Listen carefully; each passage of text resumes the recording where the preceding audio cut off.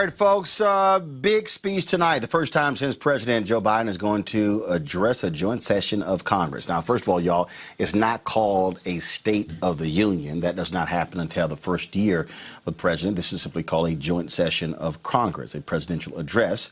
A number of issues are going to be addressed tonight. Y'all can go ahead and show the graphic. He's going to be speaking about, of course, COVID-19. He'll be talking about all kind of different stuff, including police accountability, racial justice, and we talked about some of this stuff a little bit earlier. Robert, I want to go to you, and first of all, here's what often happens on nights like this. First of all, I really hate when the White House releases excerpts of the president's speech. And here's why. When I was at CNN, I used to hate that because they would send us the copy of the speech, and people would be sitting on set, not actually listening to the speech. They'd be reading through the whole speech, and then all of a sudden people talking about he's going to say this and say that. Then you got members of Congress. They've already prepared their statement. Republicans already prepared their statements. His speech sucked. And then Democrats have already prepared their statements. It was the most wonderful thing since sliced bread. And so I never liked that. I wish one time the president, I wish they wouldn't release it and force everybody to actually listen to it when it actually has been stated. But I do appreciate, and I do think it's going to be important for President Biden to lean in on this issue of racial justice. Well, you're very correct. And I think that's what many in the African-American community are going to be listening for, because they told us, come out in record numbers in November and we will work on racial justice issues. Turn out in record numbers in January for the Senate runoff and we will work on racial issues. And then when they got into office in the first 100 days, of course, we had to deal with the COVID vaccine. Of course, we had to deal with the economic stimulus. Of course, we had to deal with the American Relief Bill. Now we're moving on to infrastructure. Now we're moving on to the Iranian nuclear deal. We're talking about the Paris Climate Accords, re-entering the Green New Deal. Now, a lot of black folks are sitting at home like, hey, now, don't forget about us again.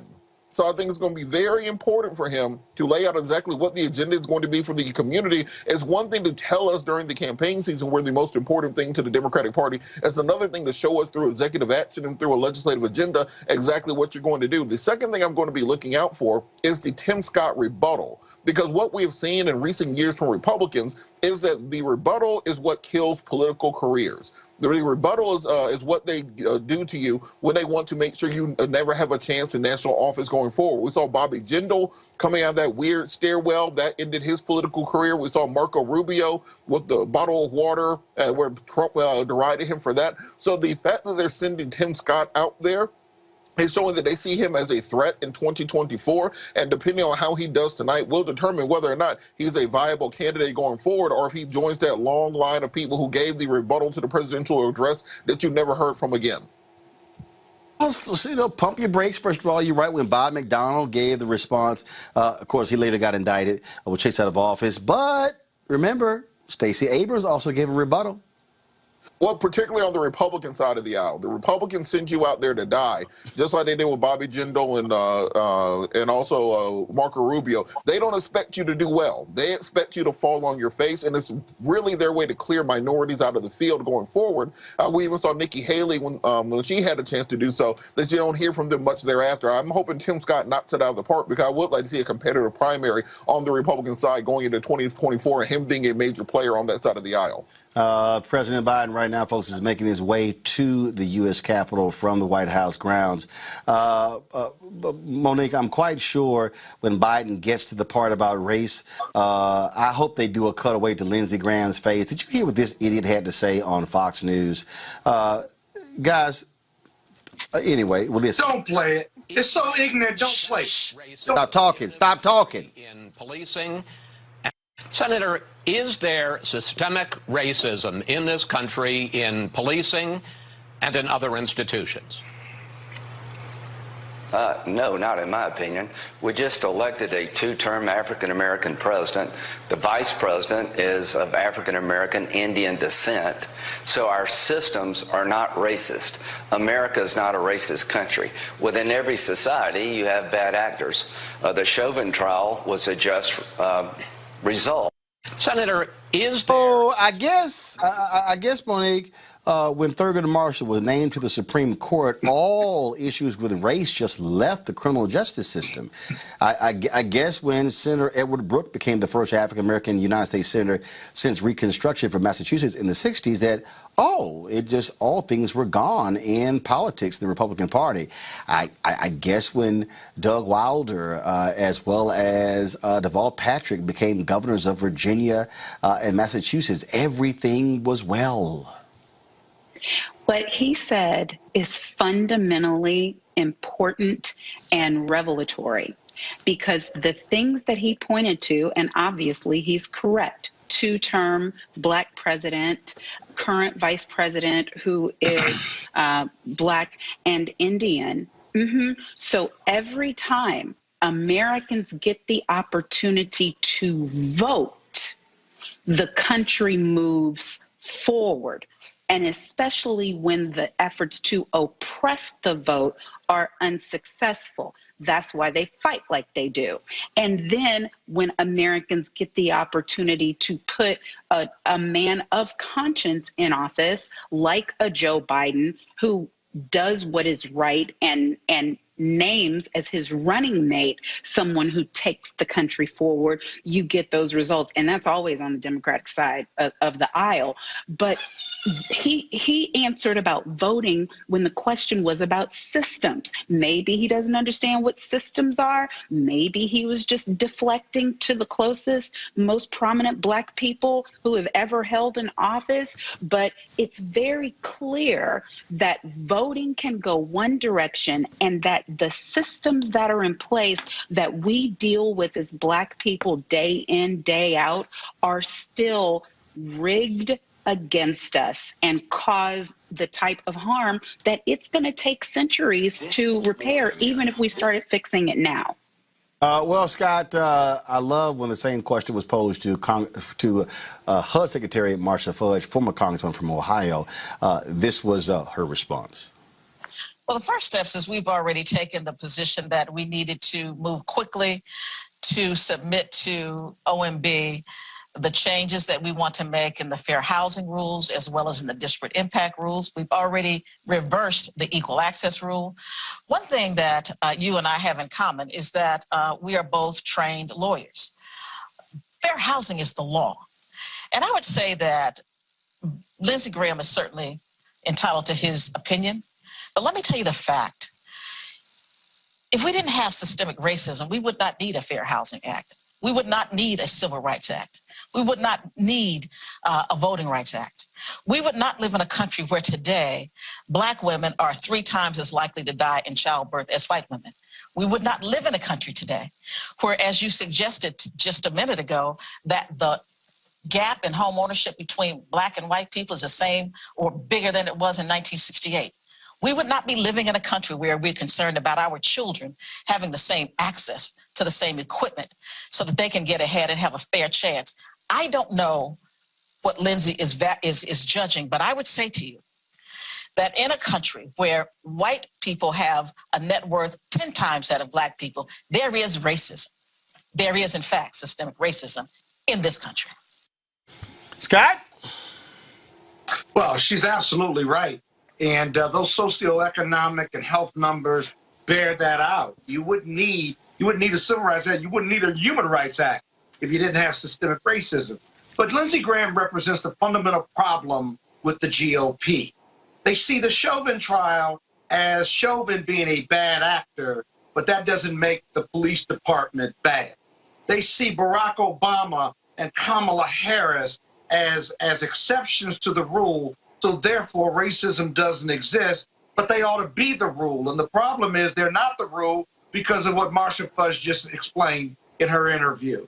And so until the Lindsey Grahams of the world concede that systemic racism is hurting and killing America, that she could be her best in this American experiment if you were to eradicate it, as opposed to thinking that teaching about slavery or talking about systemic racism is somehow some attack on American exceptionalism or the greatness of America or the American experiment, then he's going to continue to deny slavery. He's going to continue to deny that there's systemic racism simply because you have exceptions to the rule. It's complete BS, and I think deep down he knows it, but that's why the GOP and many people who look like Lindsey Graham will never get it, because they live in denial and they ignore the numbers that show those wealth gaps, socioeconomic gaps, the health gaps in this country. And you wouldn't have them if it was a country of freedom, justice, and equality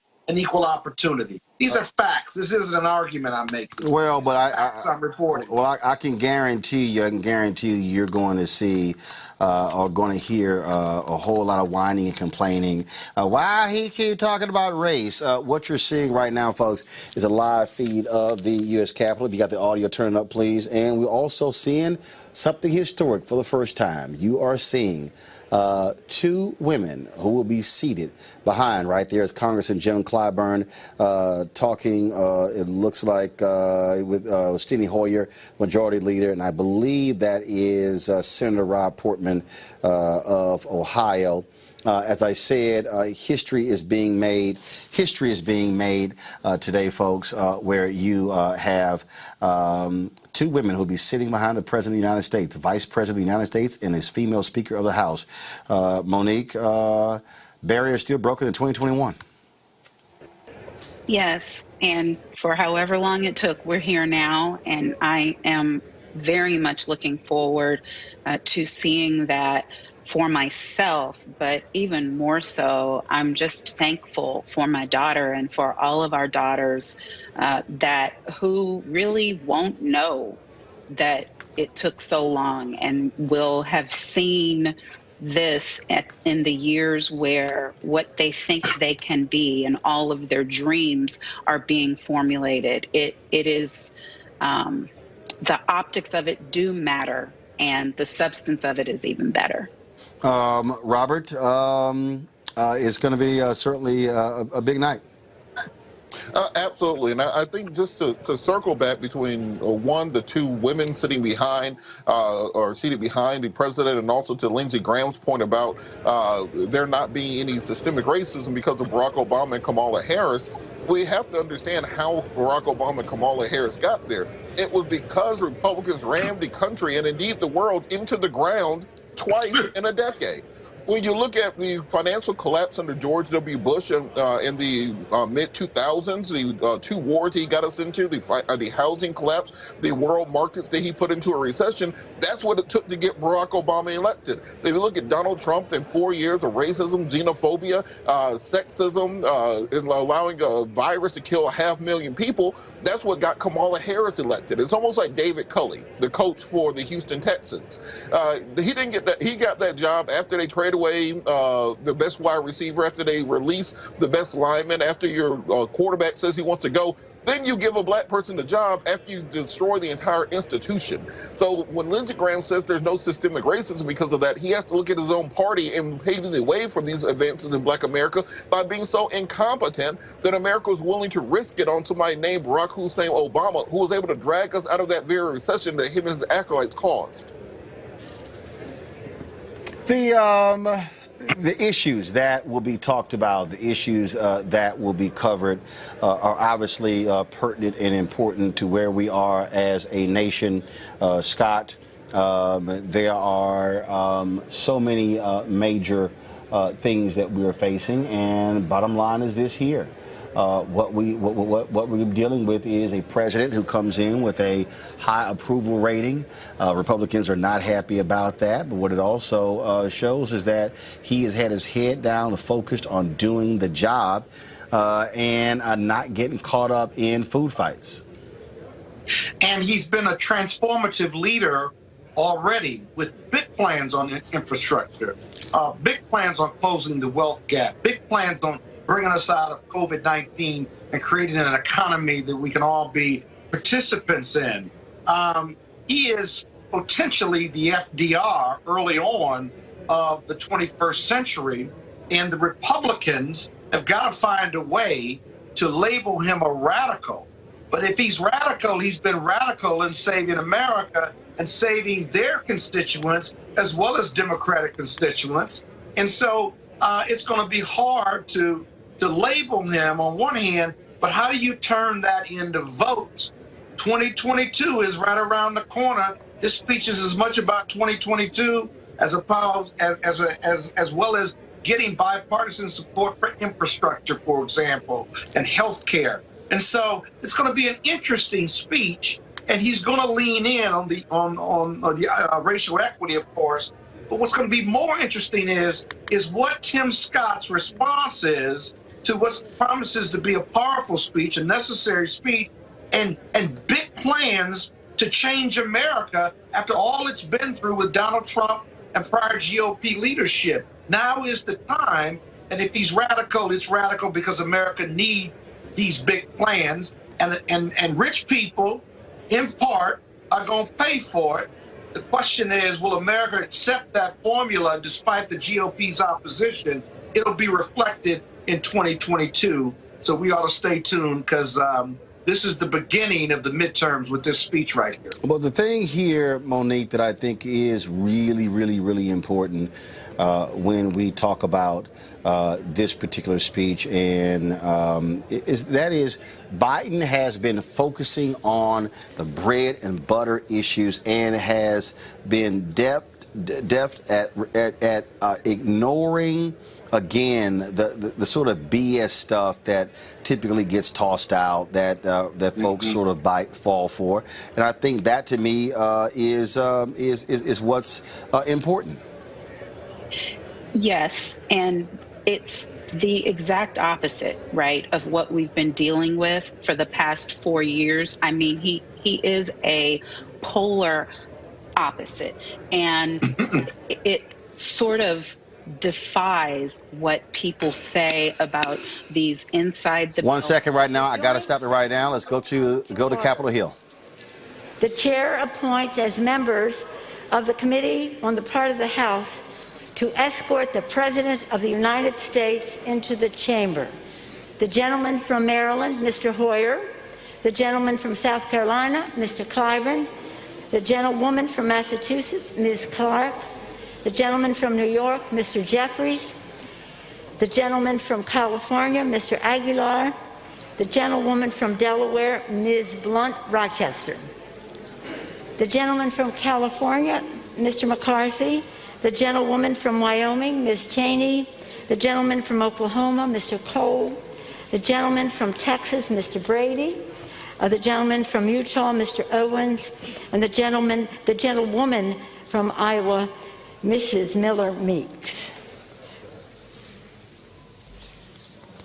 The President of the Senate, at the direction of that body, appoints the following senators as members of the Committee on the part of the Senate to escort the President of the United States into the House chamber: the Senator from New York, Mr. Schumer; the Senator from Vermont, Mr. Leahy; the Senator from Illinois, Mr. Durbin; the Senator from Michigan, Ms. Stabenow; the Senator from Vermont, Mr. Sanders; the Senator from Minnesota, Ms. Klobuchar; the Senator from Kentucky, Mr. McConnell; the Senator from South Dakota, Mr. Thune; the Senator from Wyoming, Mr. Barrasso; the Senator from Iowa, Ms. Ernst; the Senator from Missouri, Mr. Blunt; the Senator from Florida, Mr. Scott. The members of the escort committee will exit the chamber through the lobby doors, the right and left of the Speaker's podium.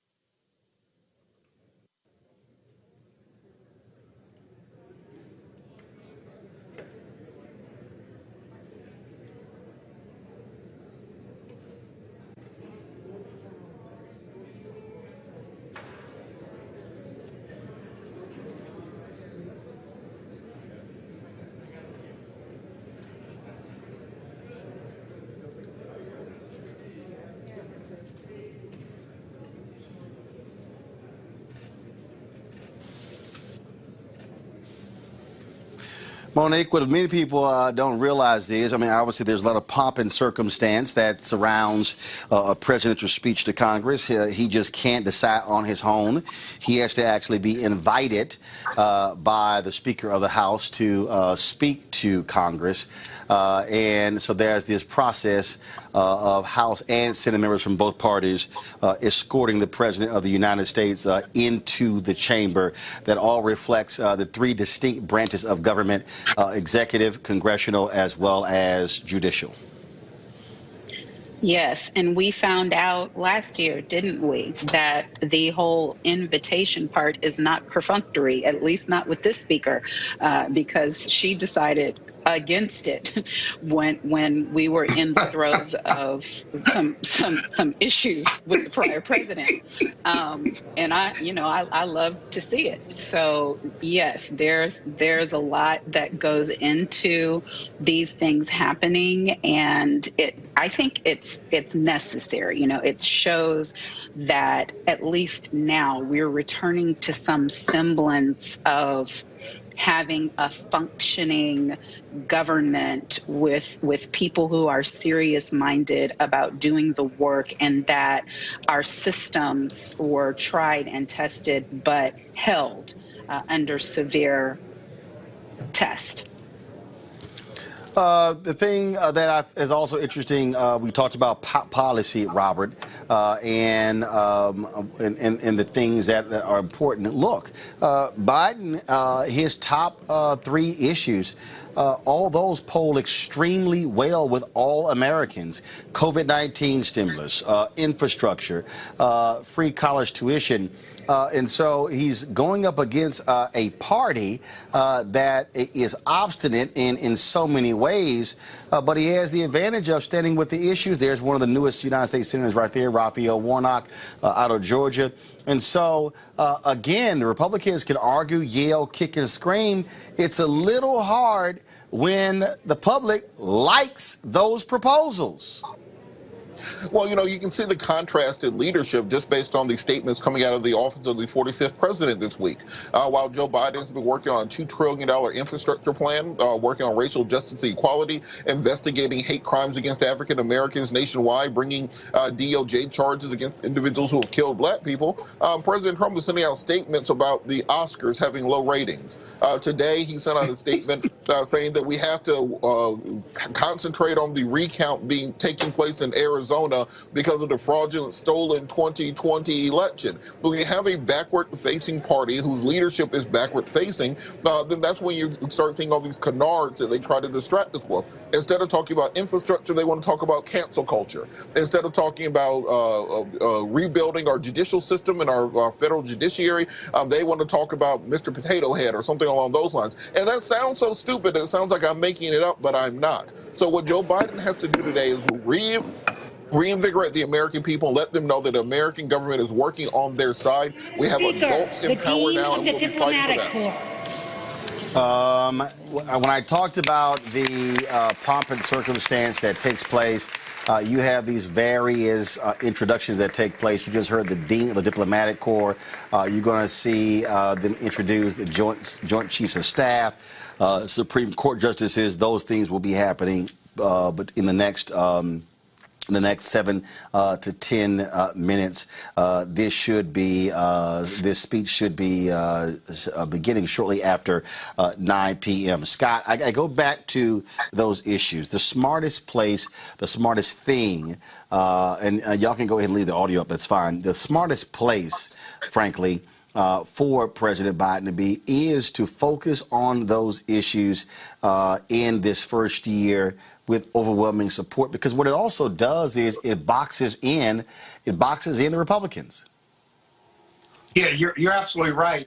And he's got to reverse that trend of losing seats in the House and Senate in 2022.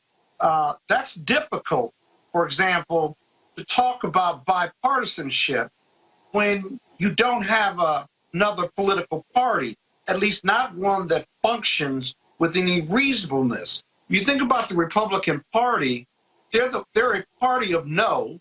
They don't have a platform. They don't have a plank. Sure, they have sayings, if you will, They, like guns. They hate abortions. They hate them, but they don't really stand and operate as a party. So it's hard to get bipartisanship. Even on infrastructure, it's been difficult because they got to win by suppressing the vote and feeding into the lies that the Trump has fed his constituent and their constituents in their various states and jurisdictions. And so it's going to be complicated to do this with bipartisanship. Right. That's why the filibuster becomes so important. Obviously, we're getting rid of it. Obviously, we're in a COVID era. Normally, you have most, if not all, of Supreme Court justices who attend a presidential address. They just introduced Chief Justice John Roberts. He's the only one there. And so not all folks are there. You also see the COVID protocols taking place. Everyone on the floor has to wear a mask. I'm quite sure, Monique, that's pissed off Republicans. They would love not to have to wear their masks. Here's another introduction right now. So more introductions taking place. Different folks who are being walked into the chamber. And again, I really do get a kick out of. I know. I'm telling you, Monique, Republicans are driving themselves crazy because they gotta wear masks, and I'm sure they're like, damn it, I want to sling it like Kim Mulkey did the other day when she got introduced as a Louisiana State head coach. Right, but it's they're relearning the game of follow the leader, and it's hard lessons. They're getting the lessons of a 4-year-old right now. And well, of course they are. And so, but I just, bottom line is, and here's the deal: they can't ignore Speaker of the House Nancy Pelosi, Robert, because she will gut check them. Well, that's exactly what I was talking about. The fact that Republicans have decided to make the vaccine that Donald Trump takes credit for developing, they've now made that a political issue instead of just getting behind it and saying we reopened by everybody getting vaccinated. They've turned masks into a political issue that they want to fight about. Tucker Carlson saying they used to call child services if you see somebody making their child wear a mask the other day on his show. The reason they are taking these little small... First Lady Jill Biden coming into the chamber. Go ahead, Robert. Absolutely. The reason they are taking the small and petty fights and trying to turn them into football issues is the American people are behind the Biden agenda. They're behind the checks. They're behind infrastructure. They're behind the creation of jobs. They're behind modernizing the nation. They're behind a president who's not tweeting about the Oscars and seems to have their nose to the grindstone for the American people. The Republicans have not found a way to attack that, so they attack these culture war issues instead of attacking it for policy. And that is the thing that we always have got to be mindful of. Again, how Republicans, they're always focusing on their evangelical supporters. It's always about the culture issues, how they get them all caught up and riled up. And I'm telling Monique, it's just. Look, stay the course. If you focus on the issues, again, that's one of the things that will just drive them crazy all the time. And again, people want to see stuff gets done. You see right there, members of the president's cabinet just introduced. You see there Lloyd Austin, Secretary of Defense. Not all cabinet members are there. Normally, there is one cabinet member who is the designated survivor, if you will. Remember the television show? Well, because not all cabinet members are there, no need for a designated person because a bunch of them are at home. So that's not required. It's not required. But again, Monique, as I was saying, it's the policy. And what this speech does tonight, it sets the stage for really the next year of the administration.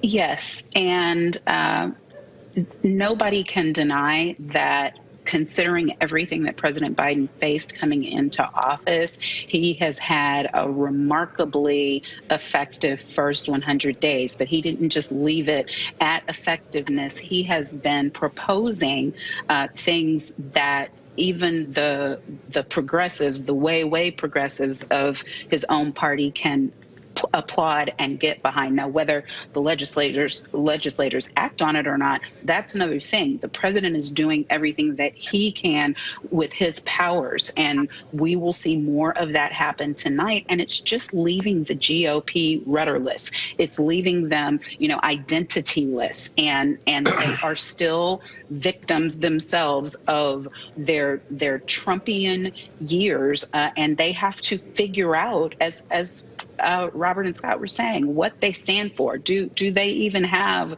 real principled political positions anymore, or are they just the opposing party? Oh, yeah, Scott, go ahead. Roland, if I may, that's a really important point. Early on, the GOP has decided to continue to embrace Trump because their polling tells us that he's still the titular head of the party, and the voters still believe in him. And so they've continued. They haven't unhooked their wagon to his political train yet. I think we're going to see in the next several months whether that holds or not, given Biden's policies and how he's turned America around, even for those who didn't vote for him, and whether that leadership model of his really works. Because if you start to see the polling trend away from Trump, you'll start to see McCarthy as well as Mitch McConnell trend away as well, because they look at the political winds. But it's going to be striking in this regard, because early on they decided he's still the most popular, but that's not surprising. The reality is he's going to still be there leading with the GOP constituent in December of this year, or January of next year, January 2022. We're a long way off in politics, and so it's going to be a gamble or a gambit that they are trying, that if they lose that gambit, the Dems have a real opportunity with money and the right candidates to gain seats in both houses. That's a longer discussion, but that's the GOP gamble, is really a winner-take-all approach, relying on Trump. And look, you already see the battles in the House Republican Conference. That's who actually, this is the Senate Democrat leadership. Then the moment you'll see the House leaders, House Republican leaders come in. And they're already fighting, Monique, because you have Kevin McCarthy, who has been saying, damn, if Liz Cheney, can you stop dissing Trump? And her whole deal is the man has no place in the party. I love how they're all at each other's throats. Right, and she's just not the one to mess with. It's standing up for whatever it is that she believes in and saying what she's going to say. That's running through her veins. That's genetic predisposition. So she's going to say it until they quiet her, until somebody starts listening. That to me, I think, again, I am absolutely loving and enjoying the battles that are going on. Look, we have to be focused on what's happening in the states, though. Robert, I get everybody's focus on what's happening in D.C., but the voter suppression bills that are being passed, Florida is close to passing their own. This follows Georgia. We see what's happening in Texas. With redistricting, Democrats could also be losing seats, depending upon how bad seats are being gerrymandered. And so they only have a 3-vote majority. Republicans could very well gerrymander themselves into controlling the House next year. And that's exactly what the plan is. We saw this in apartheid South Africa. We saw this in Kosovo. We saw this in many war-torn nations, where when you have a previous governing majority who is beginning to lose power, what they figure out how to do is to rig the rules to maintain political power through the minority. They see the singularity coming in the next 15 to 20 years when we'll be a majority-minority nation. They understand the Republicans have not won the popular vote in a presidential election in the last 17 years, since 2004, and indeed only one time in the last 32 years since 1988. They understand that their political policies are not the policies that the majority of Americans support. They do not even attempt to win the majority of votes anymore. Rather, they have a strategy where they can simply gerrymander, redistrict, and shave their way to victory, and that's the plan going forward. And right now, Republicans have a battle for the soul of the party because that is not a sustainable model. Eventually, you have to figure out how to get the majority of people on your side. And right now, Joe Biden is pushing forward agenda items which the majority of American people support, and it's difficult to see exactly what the Republican policy proposals will be and what Tim Scott's response will be tonight. But there, Scott, speak on that particular point. Of the United States. I can't hear you. Say that again. Actually, here is President Joe Biden entering the chamber.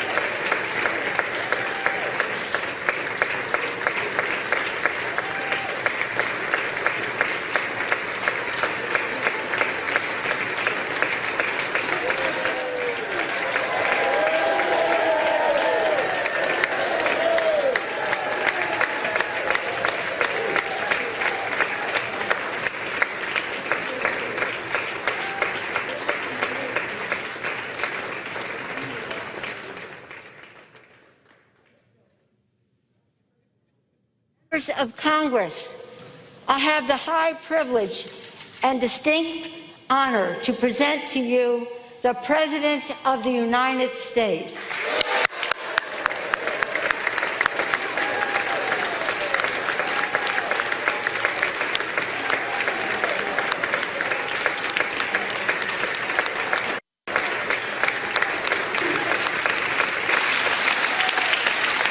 Thank you, thank you, thank you. Good to be back.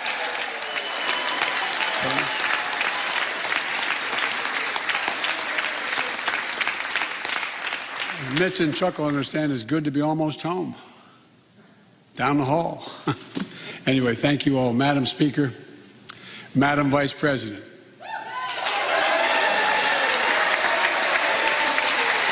No president has ever said those words from this podium. No president has ever said those words, and it's about time.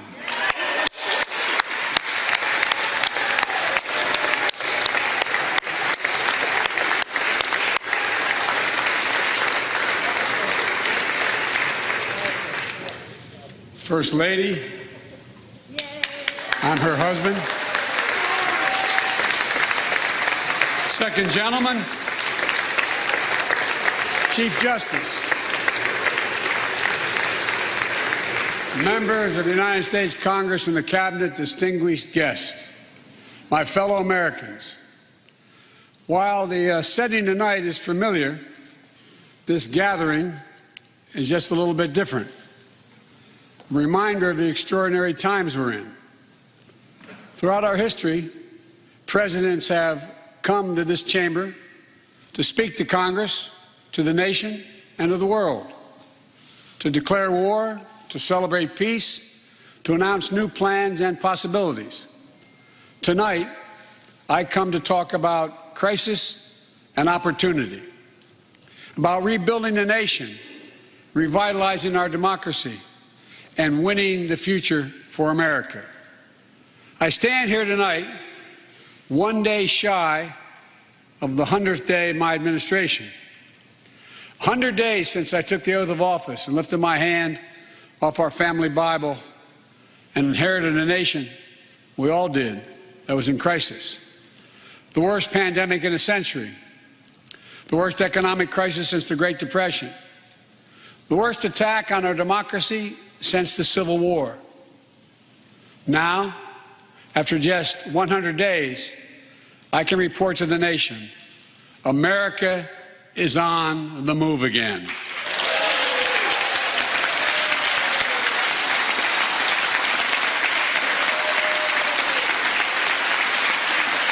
Turning peril into possibility, crisis to opportunity, setbacks into strength.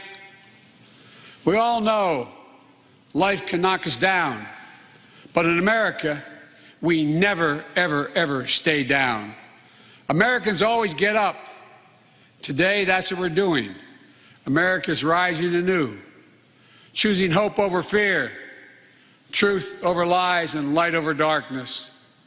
After 100 days of rescue and renewal, America is ready for a takeoff, in my view.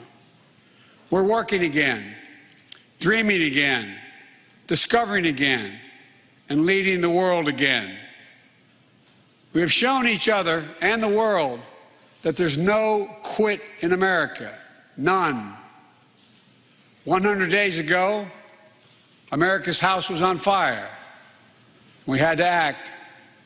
And thanks to the extraordinary leadership of Speaker Pelosi, Majority Leader Schumer, and the overwhelming support of the American people, Democrats, Independents, and Republicans, we did act. Together we passed the American Rescue Plan, one of the most consequential rescue packages in American history. We're already seeing the results.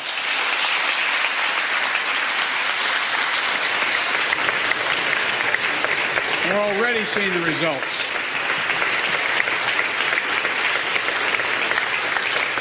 After I promised we'd get 100 million COVID-19 vaccine shots into people's arms in 100 days, we will have provided over 220 million COVID shots in those 100 days. Thanks to all the help of all of you. We're marshaling, with your help, everyone's help, we're marshaling every federal resource. We've gotten vaccines to nearly 40,000 pharmacies and over 700 community health centers where the poorest of the poor can be reached. We're setting up community vaccination sites, developing mobile units to get to hard-to-reach communities.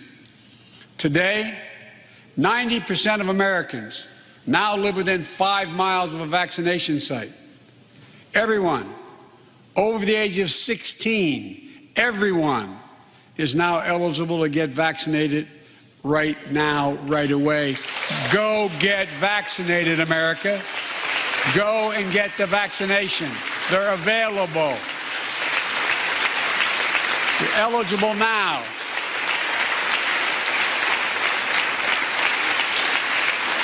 When I was sworn in on January 20th, less than 1% of the seniors in America were fully vaccinated against COVID-19.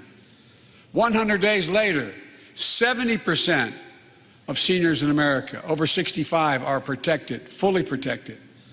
Senior deaths from COVID-19 are down 80% since January. Down 80% because of all of you. And more than half of all the adults in America have gotten at least one shot. A mass vaccination center in Glendale, Arizona, I asked the nurse, I said, "What's it like?" She looked at me and she said, "It's like every shot is giving a dose of hope," was her phrase, a dose of hope. A dose of hope for an educator in Florida who has a child suffering from an autoimmune disease. Wrote to me, said she's worried, and she was worried about bringing the virus home.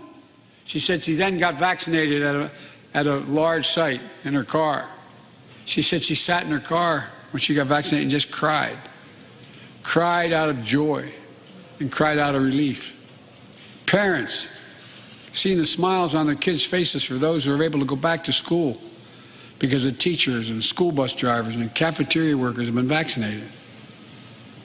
Grandparents, hugging their children and grandchildren instead of pressing hands against the window to say goodbye. It means everything. Those things mean everything. You know, there's still, you all know it. You know it better than any group of Americans. There's still more work to do to beat this virus. We can't let our guard down. But tonight, I can say, because of you, the American people, our progress these past 100 days against one of the worst pandemics in history has been one of the greatest logistical achievements this country's ever seen. What else have we done in those first 100 days? We kept our commitment, Democrats and Republicans, of sending $1,400 rescue checks to 85% of American households. We've already sent more than 160 million checks out the door. It's making a difference. You all know it when you go home. For many people, it's making all the difference in the world. A single mom in Texas who wrote me, she said she couldn't work, but she said the relief check put food on the table and saved her and her son from eviction from their apartment. A grandmother in Virginia who told me she immediately took her granddaughter to the eye doctor, something she said she put off for months because she didn't have the money. One of the defining images, at least from my perspective in this crisis, has been cars lined up for miles. And not people just barely able to start those cars, nice cars, lined up for miles, waiting for a box of food to be put in their trunk. I don't know about you, but I didn't ever think I'd see that in America. And all of this is through no fault of their own. No fault of their own, these people are in this position. That's why the rescue plan is delivering food and nutrition assistance to millions of Americans facing hunger. And hunger is down sharply already. We're also providing rental assistance. You all know this, but the American people, I want to make sure they understand. Keeping people from being evicted from their homes. Providing loans to small businesses that reopen and keep their employees on the job. During these 100 days, an additional 800,000 Americans enrolled in the Affordable Care Act when I established a special sign-up period to do that. 800,000 in that period. We're making one of the largest one-time ever investments, ever, in improving health care for veterans. Critical investments to address the opioid crisis. And maybe most importantly, thanks to the American Rescue Plan, we're on track to cut child poverty in America in half this year.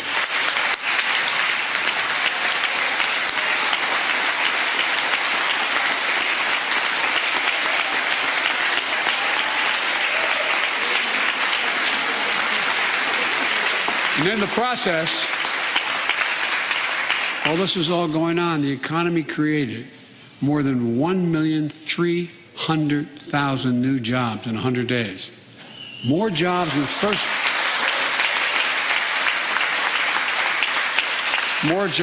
first 100 days than any president on record. The International Monetary Fund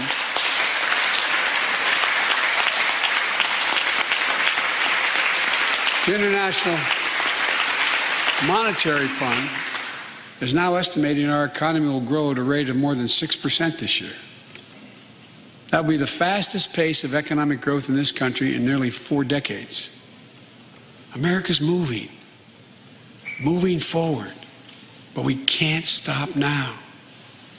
We're in competition with China and other countries to win the 21st century. We're at a great inflection point in history. We have to do more than just build back better. We have to build back better.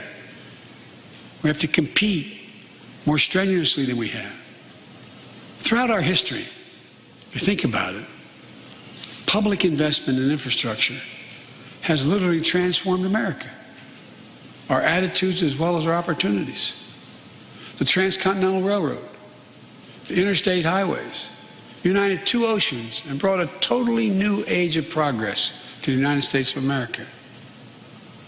Universal public schools and college aid opened wide the doors of opportunity. Scientific breakthroughs took us to the moon. Now we're on Mars. Discovering vaccines gave us the internet, and so much more.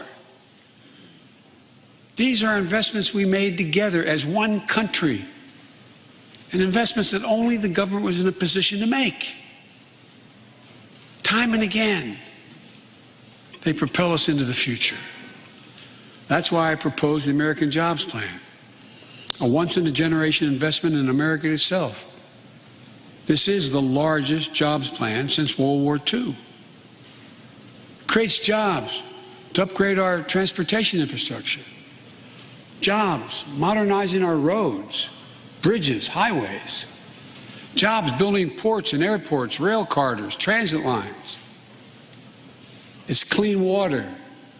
And today, up to 10 million homes in America and more than 400,000 schools and child care centers have pipes with lead in them, including drinking water.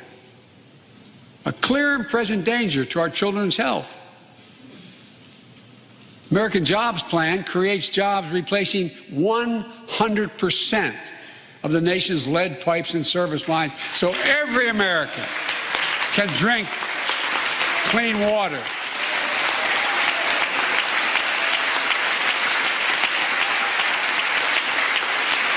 And in the process, will create thousands and thousands of good-paying jobs. It creates jobs connecting every American with high-speed internet, including 35% of the rural America that still doesn't have it. This is going to help our kids and our businesses succeed in the 21st century economy. And I'm asking the Vice President to lead this effort, if she would, because I know it will get done. Creates jobs building a modern power grid. Our grids are vulnerable to storms, hacks, catastrophic failures with tragic results, as we saw in Texas and elsewhere during the winter storms. The American Jobs Plan will create jobs that lay thousands of miles of transmission lines needed to build a resilient and fully clean grid. We can do that. Look, the American Jobs Plan will help millions of people get back to their jobs and back to their careers. 2 million women have dropped out of the workforce during this pandemic. 2 million. And too often because they couldn't get the care they needed to care for their child or care for an elderly parent who needs help.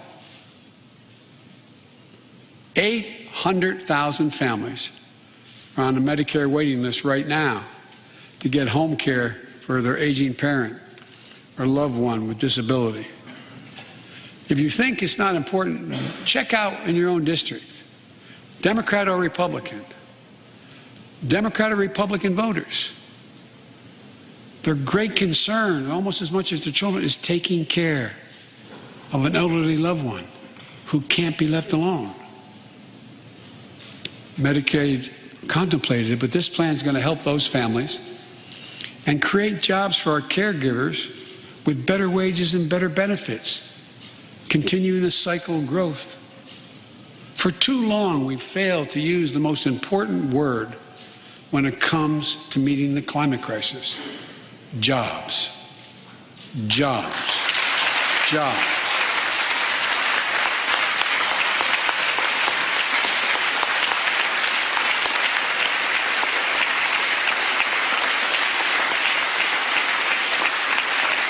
For me, when I think climate change, I think jobs.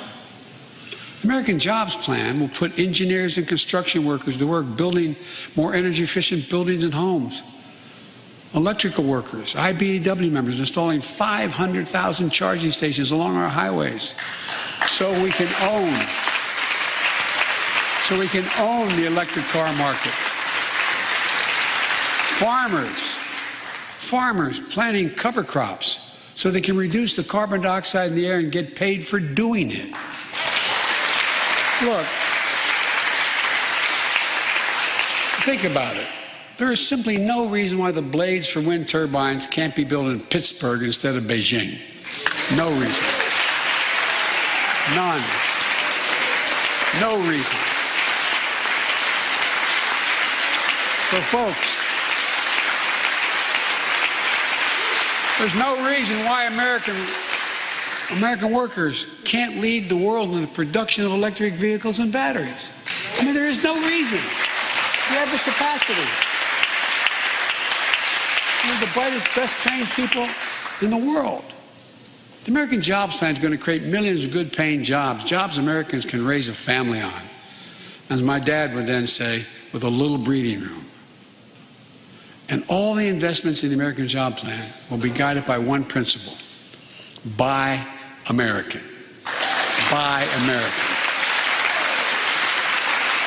And I might note parenthetically, that does not violate any trade agreement. It's been the law since the 30s. Buy American. American tax dollars are going to be used to buy American products made in America to create American jobs. That's the way it's supposed to be, and it will be in this administration.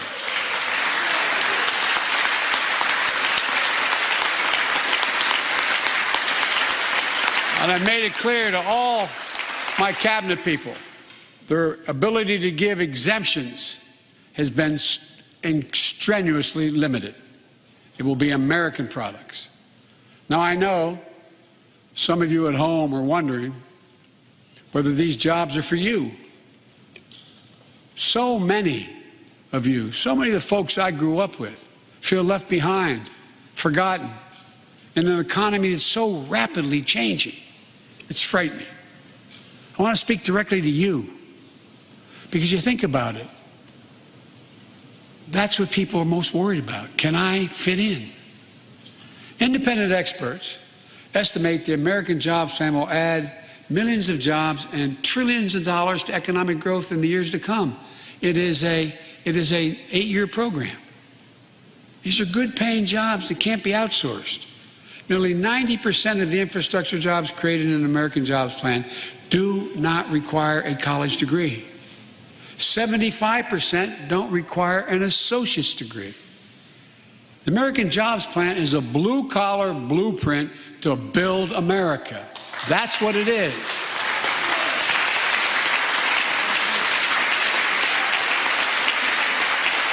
And it recognizes something I've always said.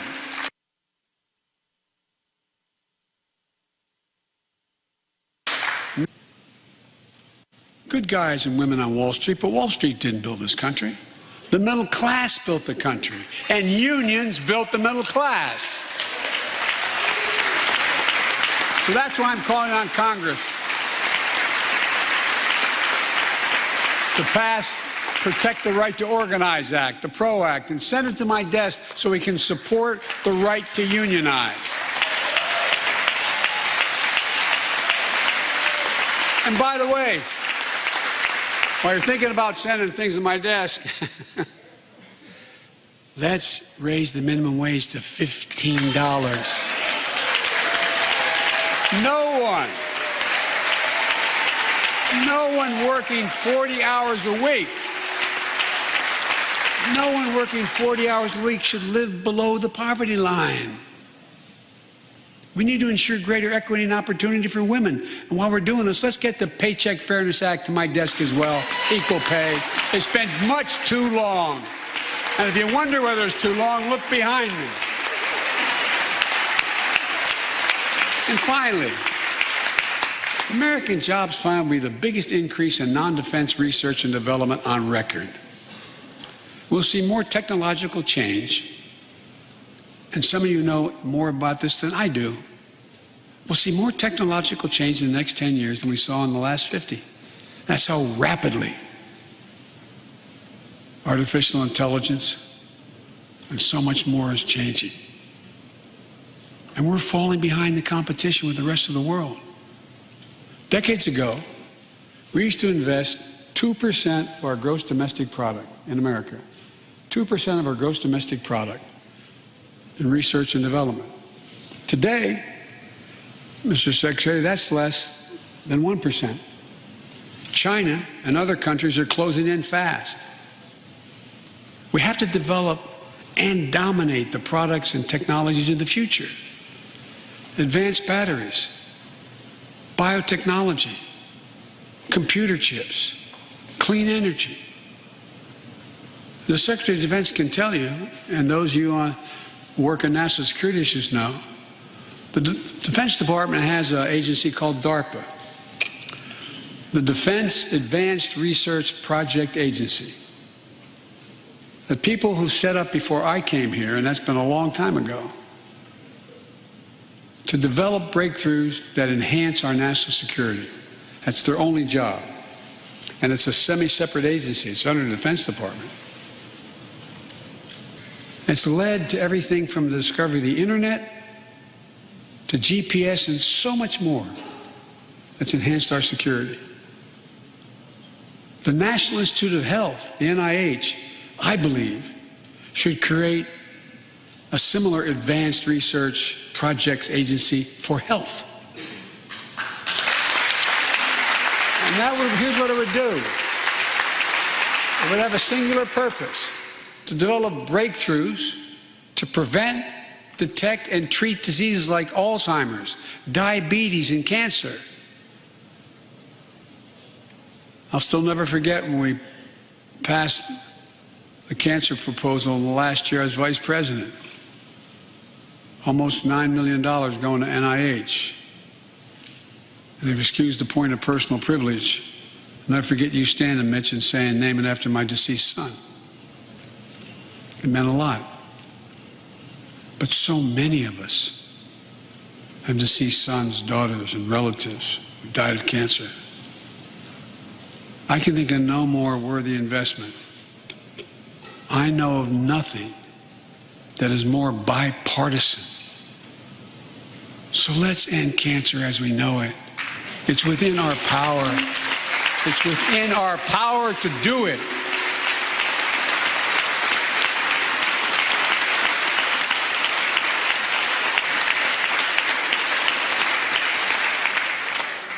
Investments in jobs and infrastructure like the ones we're talking about have often had bipartisan support in the past. Vice President Harris and I met regularly in the Oval Office with Democrats and Republicans and discussed the jobs plan. And I applaud a group of Republican senators who just put forward their own proposal. So let's get to work. I wanted to lay out before the Congress my plan before we got into the deep discussions. I'd like to meet with those who have ideas that are different, they think are better. I welcome those ideas. But the rest of the world is not waiting for us. I just want to be clear. From my perspective, doing nothing is not an option.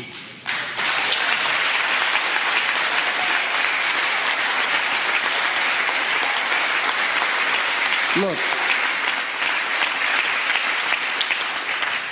we can't be so busy competing with one another that we forget the competition that we have with the rest of the world to win the 21st century. Secretary Blinken can tell you I spent a lot of time with President Xi. Traveled over 17,000 miles with him. Spent, they tell me, over 24 hours in private discussions with him. When he called to congratulate him, we had a 2-hour discussion. He's deadly earnest about becoming the most significant, consequential nation in the world. He and others, autocrats, think that democracy can't compete in the 21st century with autocracies because it takes too long to get consensus. To win that competition for the future, in my view, we also need to make a once-in-a-generation investment in our families and our children. That's why I've introduced the American Families Plan tonight, which addresses 4 of the biggest challenges facing American families and in turn America.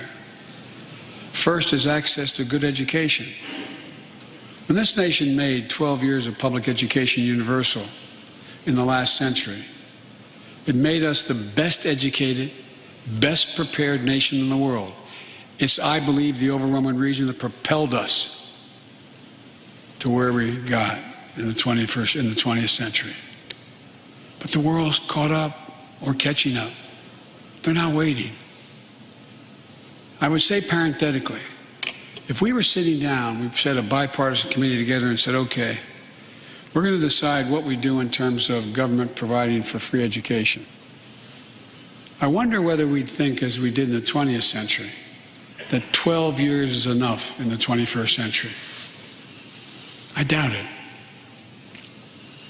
12 years is no longer enough today to compete with the rest of the world in the 21st century. That's why my American Families Plan guarantees 4 additional years of public education for every person in America, starting as early as we can. The great universities in this country have conducted studies of the last 10 years and shows that adding 2 years of universal high-quality preschool for every 3-year-old and 4-year-old, no matter what background they come from, puts them in the position to be able to compete all the way through 12 years and increases exponentially their prospect of graduating and going on beyond graduation. The research shows when a young child goes to school, not daycare, they're far more likely to graduate from high school and go to college or something after high school. When you add 2 years of free community college on top of that, you begin to change the dynamic. We can do that.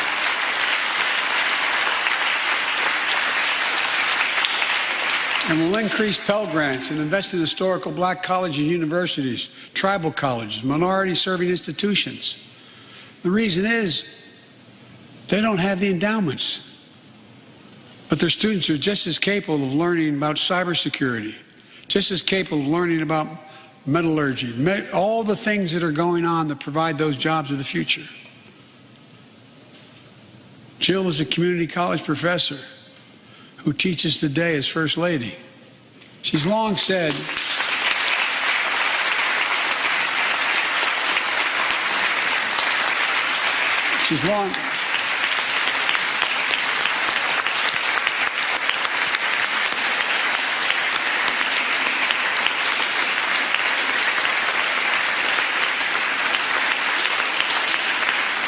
if I've heard it once, I've heard it 1,000 times.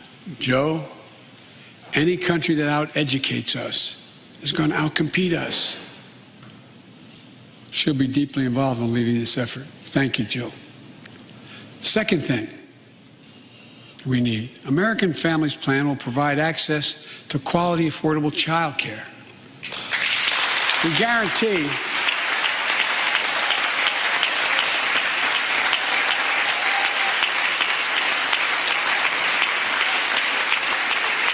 what I'm proposing in legislation, we guarantee that low and middle income families will pay no more than 7% of their income for high quality care for children up to the age of 5. The most hard-pressed working families won't have to spend a dime. Third, the American Families Plan will finally provide up to 12 weeks of paid leave and medical leave, family medical leave. We're one of the few industrial countries in the world. No one should have to choose between a job and a paycheck or taking care of themselves and their loved ones or parent or spouse or child. And fourth, the American Family Plan puts directly into the pockets of millions of Americans. In March, we expanded tax credit for every child in a family, up to $3,000 per child if they're under 6 years of age. Over 6 years of age. And $3,600 for children over 6 years of age. With 2 parents, 2 kids, that's $7,200 in the pockets that are going to help take care of your family. And that will help more than 65 million children and help cut child care poverty in half. And we can afford it. So we did that in the last piece of legislation we passed. But let's extend that child care tax credit at least through the end of 2025.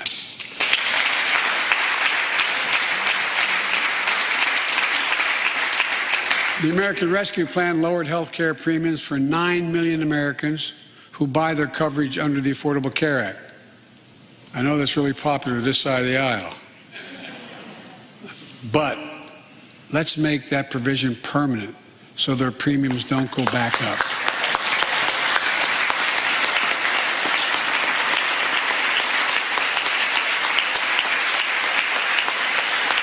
In addition to my family's plan, I'm going to work with Congress to address this year other critical priorities for American families.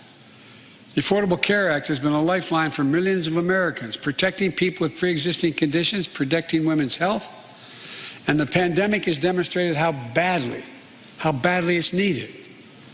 Let's lower deductibles for working families on the Affordable Care Act. And let's lower prescription drug costs. We know how to do this.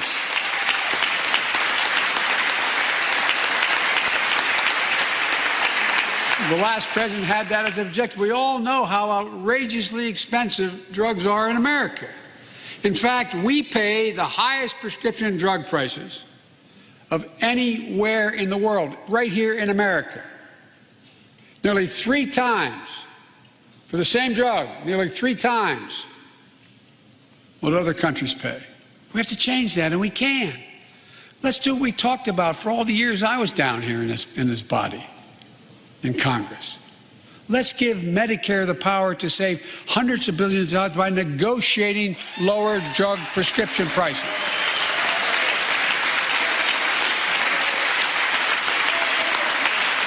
And by the way, it won't just help people on Medicare. Lower prescription drug costs for everyone. And the money we save, which is billions of dollars, can go to strengthen the Affordable Care Act and expand Medicare coverage benefits without costing taxpayers an additional penny. It's within our power to do it. Let's do it now.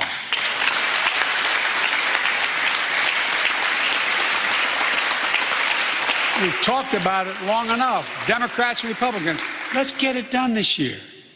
This is all about a simple premise. Health care should be a right, not a privilege in America.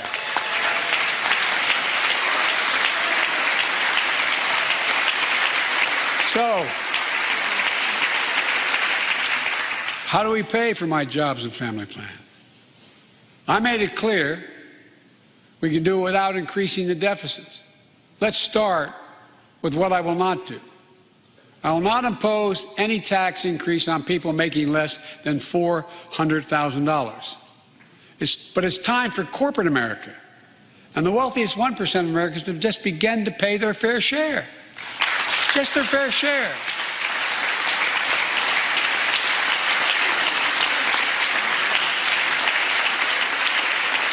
Sometimes I have arguments with my friends in the Democratic Party. I think you should be able to become a billionaire and a millionaire, but pay your fair share. A recent study shows that 55 of the nation's biggest corporations paid 0 federal tax last year. Those 55 corporations made in excess of $40 billion in profit. A lot of companies also evade taxes through tax havens in Switzerland and Bermuda and the Cayman Islands. And they benefit from tax loopholes and deductions for offshoring jobs and shifting profits overseas. It's not right. We're going to reform corporate taxes so they pay their fair share and help pay for the public investments their businesses will benefit from as well.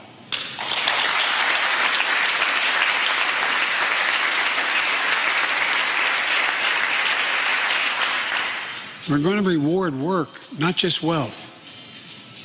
We take the top tax bracket for the wealthiest 1% of Americans, those making over $400,000 or more, back up to where it was when George W. Bush was president, when he started, 39.6%. That's where it was when George W. was president.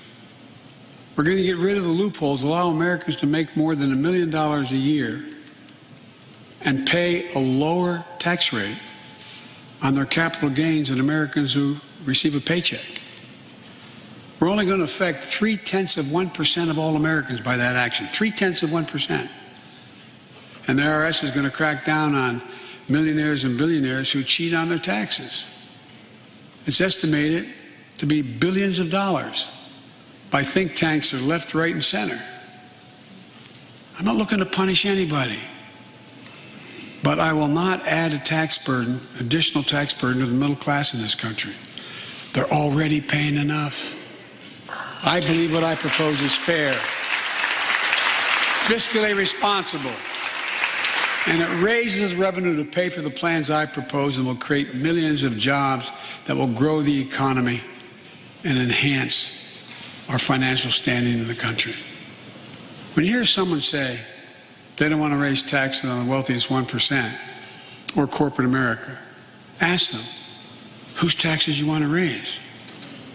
Instead, who's they're going to cut? Look, the big tax cut of 2017. Remember, it was supposed to pay for itself. That was how it was sold.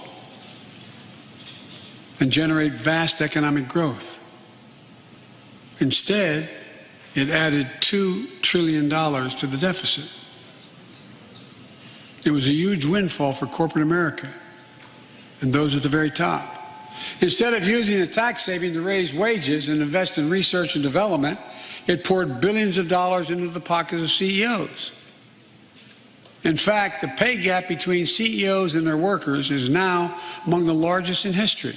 According to one study, CEOs make 320 times what the average worker in their corporation makes. It used to be below 100.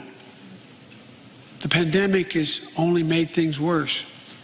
20 million Americans lost their job in the pandemic, working and middle-class Americans. At the same time, roughly 650 billionaires in America, net worth increased by more than $1 trillion in the same exact period. Let me say it again. 650 people increased their wealth by more than $1 trillion during this pandemic. And they're now worth more than $4 trillion. My fellow Americans, trickle down. Trickle down economics has never worked. And it's time to grow the economy from the bottom and the middle out.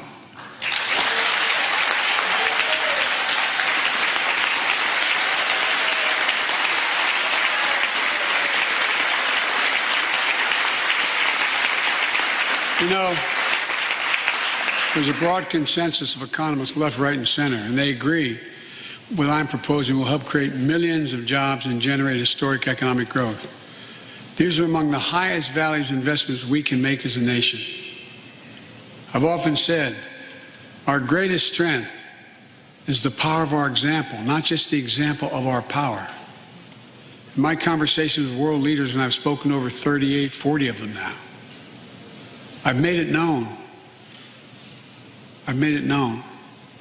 that America's back. And you know what they say? The comment I hear most of all from them? So they say, we see America's back, but for how long? But for how long? My fellow Americans, we have to show not just that we're back, but that we're back to stay, and that we aren't going to go it alone. We're going to do it by leading with our allies. No one nation can deal with all the crises of our time, from terrorism to nuclear proliferation, mass migration, cybersecurity, climate change, as well as what we're experiencing now, pandemics. There's no wall high enough to keep any virus out. And our own vaccine supply, as it grows to meet our needs, and we're meeting them, will become an arsenal for vaccines for other countries, just as America was an arsenal for democracy for the world, and in consequence influence the world. But every American will have access before that occurs. Every American will have access to be fully covered by COVID-19 from the vaccines we have. Look, the climate crisis is not our fight alone, it's a global fight. The United States accounts, as all of you know, less than 15% of carbon emissions. The rest of the world accounts for 85%. That's why I kept my commitment to rejoin the Paris Accord, because if we do everything perfectly, it's not going to only matter. I kept my commitment to convene a climate summit right here in America with all the major economies of the world: China, Russia, India, European Union. And I said I'd do it in my first 100 days. I want to be very blunt about it. I had my attempt was to make sure that the world could see there was a consensus, that we are at an inflection point in history. The consensus is if we act to save the planet, we can create millions of jobs and economic growth and opportunity to raise the standard of living of almost everyone around the world. If you watched any of it and you were all busy, I'm sure you didn't have much time. That's what virtually every nation said, even the ones that aren't doing their fair share. The investments I propose tonight also advance the foreign policy, in my view, that benefits the middle class. That means making sure every nation plays by the same rules in the global economy, including China. In my discussion with President Xi, I told him, we welcome the competition. We're not looking for conflict. But I made absolutely clear that we will defend America's interest across the board. America will stand up to unfair trade practices that undercut American workers and American industries, like subsidies from state to state-owned operations and enterprises, and the theft of American technology and intellectual property. I also told President Xi that we'll maintain a strong military presence in the Indo-Pacific, just as we do with NATO and Europe, not to start a conflict, but to prevent one.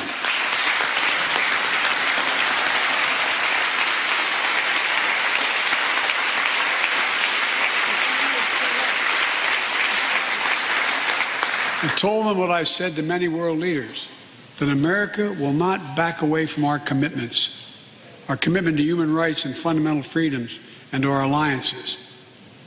And I pointed out to him, no responsible American president could remain silent when basic human rights are being so blatantly violated. An American president has to represent the essence of what our country stands for. America is an idea, the most unique idea in history. We are created, all of us, equal.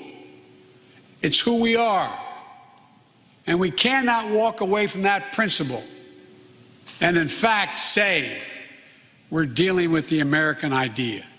With regard to Russia, I know it concerns some of you, but I made very clear to Putin that we're not going to seek escalation, but their actions will have consequences. They turn out to be true, and they turned out to be true. So I responded directly and proportionally to Russia's interference in our elections and the cyber attacks on our government and our business.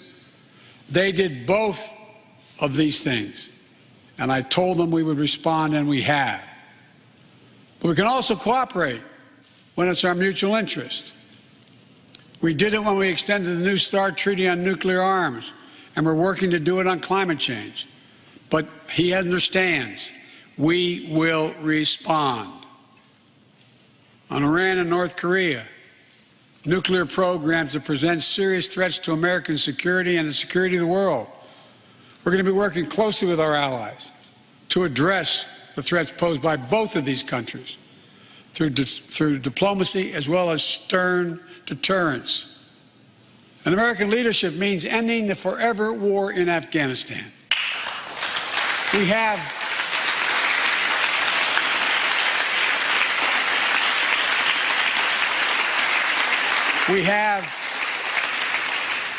without hyperbole, the greatest fighting force in the history of the world. I'm the first president in 40 years who knows what it means to have a son serving in a war zone. Today, we have service members serving in the same war zone as their parents did. We have service members in Afghanistan who are not yet born on 9/11. The war in Afghanistan, as we remember the debates here, were never meant to be multi-generational undertakings of nation building. We went to Afghanistan to get the terrorists who attacked us on 9/11. And we said we would follow Osama bin Laden to the gates of hell to do it. If you've been in the upper Konar Valley, you've kind of seen the gates of hell. And we delivered justice to bin Laden. We degraded the terrorist threat of al-Qaeda in Afghanistan. And after 20 years of valor, and sacrifice, it's time to bring those troops home. Look,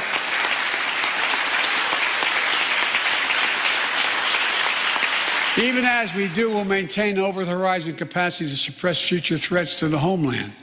And make no mistake, in 20 years, terrorism has metastasized. The threat has evolved way beyond Afghanistan. Those of you in the intelligence committees, the Foreign Relations Committee, defense committees, you know well, we have to remain vigilant against the threats to the United States wherever they come from. Al-Qaeda and ISIS are in Yemen, Syria, Somalia, other places in Africa, in the Middle East, and beyond. And we won't ignore what our intelligence agencies have determined to be the most lethal terrorist threat to the homeland today. White supremacy is terrorism.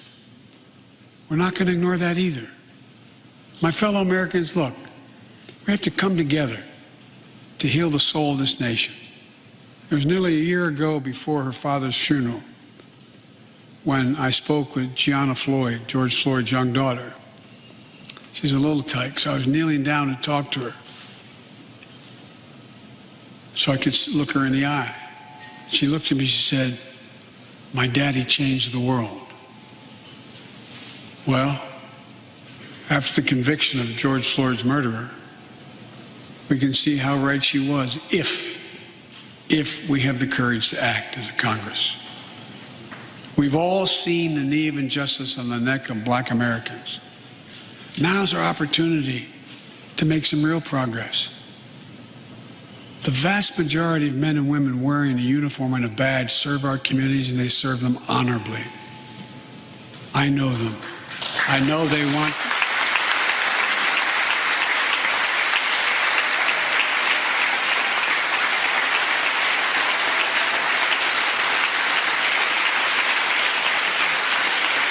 I know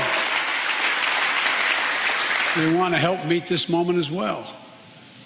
My fellow Americans, we have to come together to rebuild trust between law enforcement and the people they serve, to root out systemic racism in our criminal justice system, and to enact police reform in George Floyd's name that passed the House already.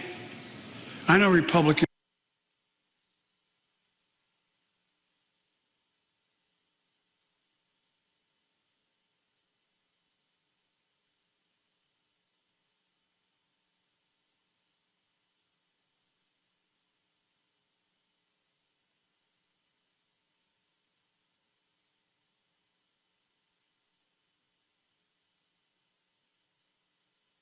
have their own idea. Giant opportunity to bend the arc of the moral universe toward justice, real justice. And with the plans outlined tonight, we have a real chance to root out systemic racism that plagues America and American lives in other ways. A chance to deliver real equity, good jobs, good schools, affordable housing, clean air, clean water, being able to generate wealth and pass it down through generations because you have an access to purchase a house. Real opportunities in the lives of more Americans, black, white, Latino, Asian Americans, Native Americans. Look, I also want to thank the United States Senate for voting 94-1 to pass the COVID-19 Hate Crimes Act to protect Asian American and Pacific Islanders. You acted decisively. You can see on television the viciousness of the hate crimes we've seen over the past year and for too long. I urge the House to do the same and send that legislation to my desk, which I will gladly, anxiously sign. I also hope Congress will get to my desk the Equality Act to protect LGBTQ Americans. For all transgender Americans watching at home, especially young people, you're so brave. I want you to know your president has your back. Another thing, let's authorize the Violence Against Women Act, which has been law for 27 years.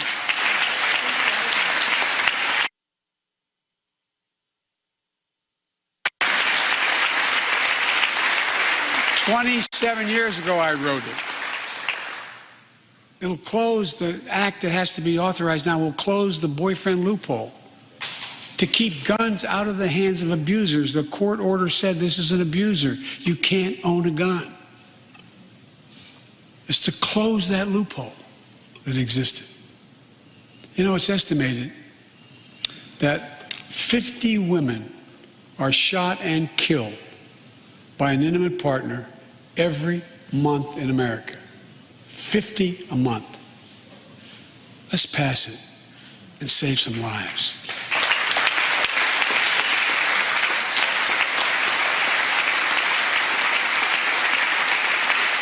And I need not tell anyone this, but gun violence has become an epidemic in America. The flag at the White House was still flying at half-mast for the 8 victims of the mass shooting in Georgia, when 10 more lives were taken in a mass shooting in Colorado. And in the week in between those two events, 250 other Americans were shot dead in the streets of America. 250 shot dead. I know how hard it is to make progress on this issue. In the 90s, we passed universal background checks, a ban on assault weapons and high-capacity magazines that hold 100 rounds that can be fired off in seconds. We beat the NRA. Mass shootings and gun violence declined. Check out the report over 10 years. But in the early 2000s, the law expired. We've seen daily bloodshed since. I'm not saying if the law continued, we wouldn't see bloodshed. More than 2 weeks ago in the Rose Garden, surrounded by some of the bravest people I know, the survivors and families who lost loved ones to gun violence, I laid out several of the Department of Justice actions that are being taken to impact on this epidemic. One of them is banning so-called ghost guns. These are homemade guns built from a kit that includes directions how to finish the firearm.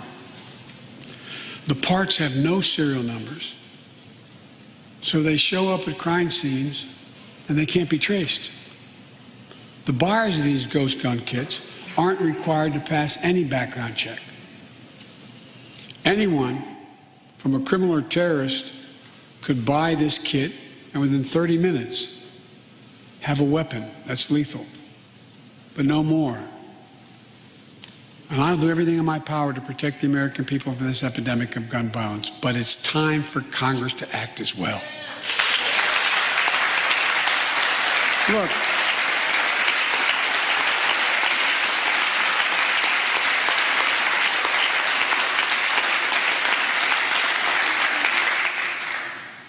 I don't want to become confrontational, but we need more Senate Republicans to join the overwhelming majority of Democratic colleagues and close the loopholes required in background check purchases of guns. We need a ban on assault weapons and high-capacity magazines. And don't tell me it can't be done. We did it before and it worked. Talk to most responsible gun owners and hunters. They'll tell you there's no possible justification for having 100 rounds in a weapon. What do you think, deer wearing Kevlar vests? And they'll tell you that there are too many people today who are able to buy a gun but shouldn't be able to buy a gun. These kinds of reasonable reforms have overwhelming support from the American people, including many gun owners. The country supports reform and Congress should act. This shouldn't be a red or blue issue. And no amendment to the Constitution is absolute. You can't yell fire in a crowded theater. From the very beginning, there were certain guns, weapons that could not be owned by Americans. Certain people could not own those weapons ever. We're not changing the Constitution. We're being reasonable. I think this is not a Democrat or Republican issue. I think it's an American issue. And here's what else we can do. Immigration has always been essential to America. Let's end our exhausting war over immigration.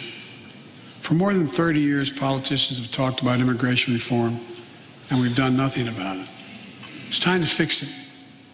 On day one of my presidency, I kept my commitment and sent a comprehensive immigration bill to the United States Congress. If you believe we need to secure the border, pass it, because it has a lot of money for high-tech border security. If you believe in a pathway to citizenship, pass it. There's over 11 million undocumented folks, the vast majority of here overstaying visas. Pass it. We can actually, if you actually want to solve a problem, I've sent a bill to take a close look at it. We also have to get at the root problem of why people are fleeing, particularly to our southern border from Guatemala, Honduras, and El Salvador. The violence, the corruption, the gangs, the political instability, hunger, hurricanes, earthquakes, natural disasters. When I was president, when I was vice president, the president asked me to focus on providing help needed to address the root causes of migration. And it helped keep people in their own countries instead of being forced to leave.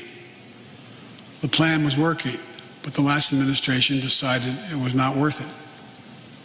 I'm restoring the program and ask President Harris to lead our diplomatic effort to take care of this. I have absolute confidence she'll get the job done. Now look, if you don't like my plan, let's at least pass what we all agree on. Congress needs to pass legislation this year to finally secure protection for dreamers. The young people have only known America as their home. And permanent protection for immigrants who are here on temporary protective status who came from countries beset by man-made and natural-made violence and disaster. As well as the pathway to citizenship for farm workers who put food on our tables. Look,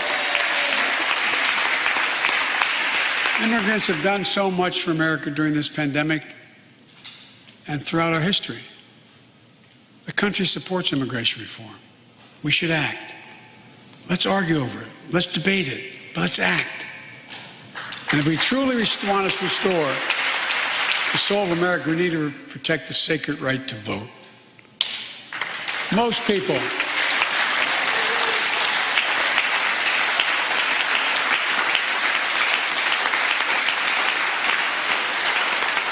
more people voted in the last presidential election than any time in American history, in the middle of the worst pandemic ever. It should be celebrated. Instead, it's being attacked. Congress should pass H.R. 1 and the John Lewis Voting Rights Act and send it to my desk right away. The country supports it, and Congress should act now.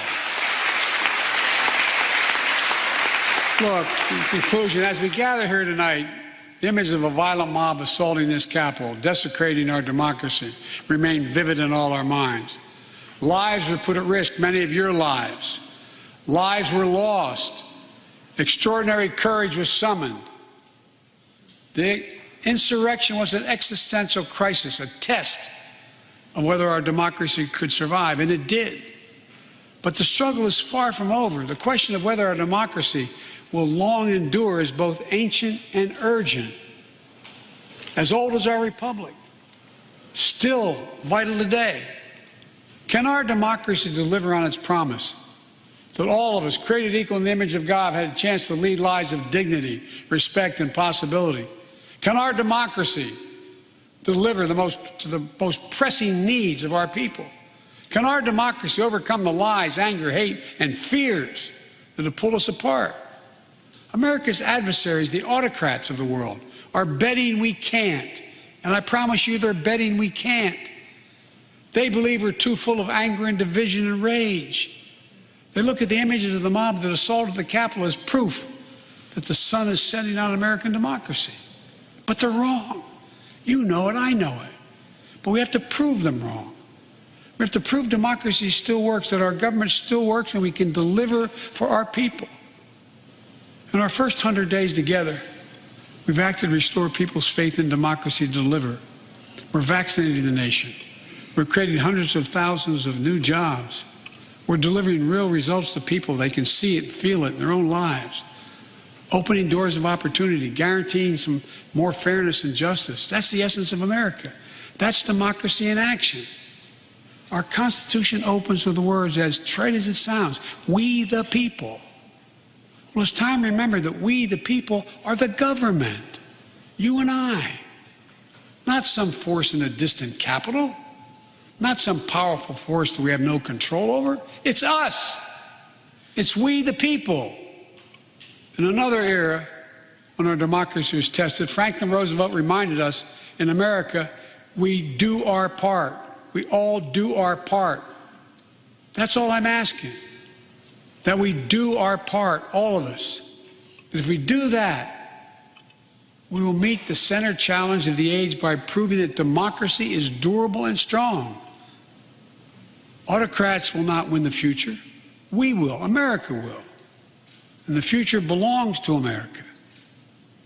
As I stand here tonight before you in a new and vital hour of life and democracy of our nation, and I can say with absolute confidence, I have never been more confident or optimistic about America. Not because I'm president, because of what's happening with the American people.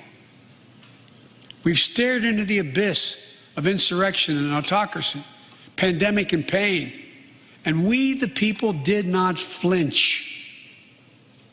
At the very moment our adversaries were certain we'd pull apart and fail, we came together, we united. With light and hope, we summoned a new strength, new resolve to position us to win the competition of the 21st century. On our way to a union more perfect, more prosperous, and more just, as one people, one nation, and one America. Folks, as I told every world leader I've ever met with over the years, it's never, ever, ever been a good bet to bet against America, and it still isn't. We're the United States of America. There's not a single thing, nothing beyond our capacity.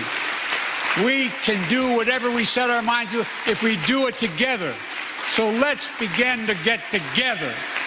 God bless you all, and may God protect our troops. Thank you for your patience.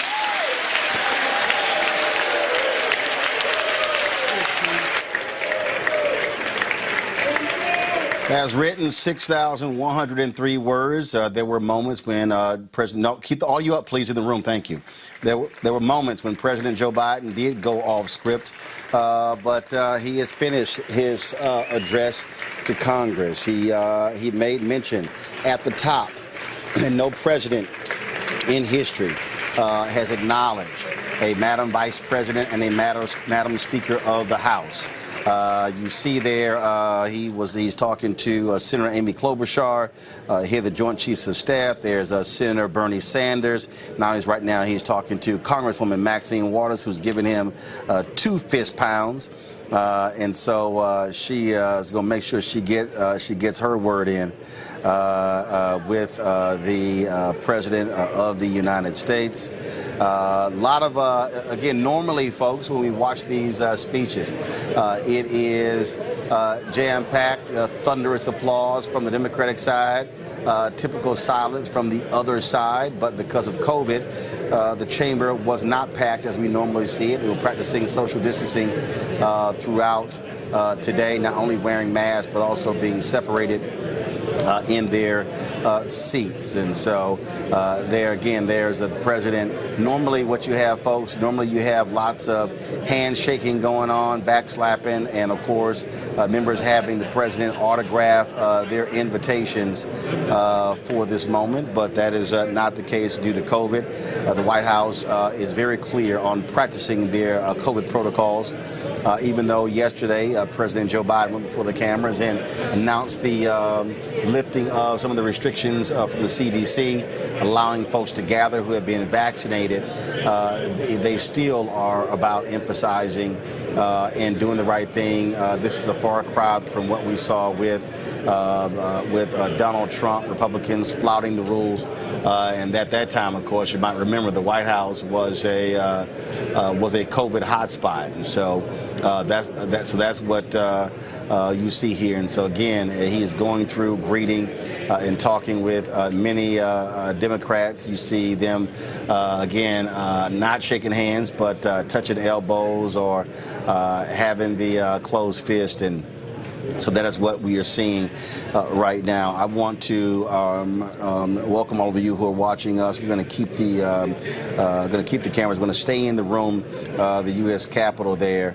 And while I introduce our panel joins us right now. Our post-discussion panel. Glad to have them. Omokongo Dabinga. He is, of course, lecturer, School of International Service at the American University. Candace Kelly. She's a legal analyst with Start Your Morning, BNC. Brittany Lee Lewis, political analyst, and Dr. Greg Carr, chair, Department of Afro-American Studies at Howard University. Brittany, I want to start this off with you.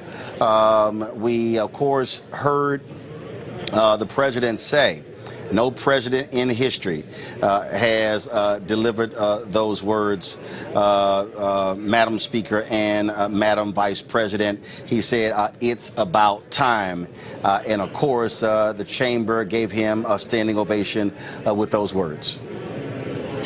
Well, Roland, it is about time, and we know that it is long overdue, and it's been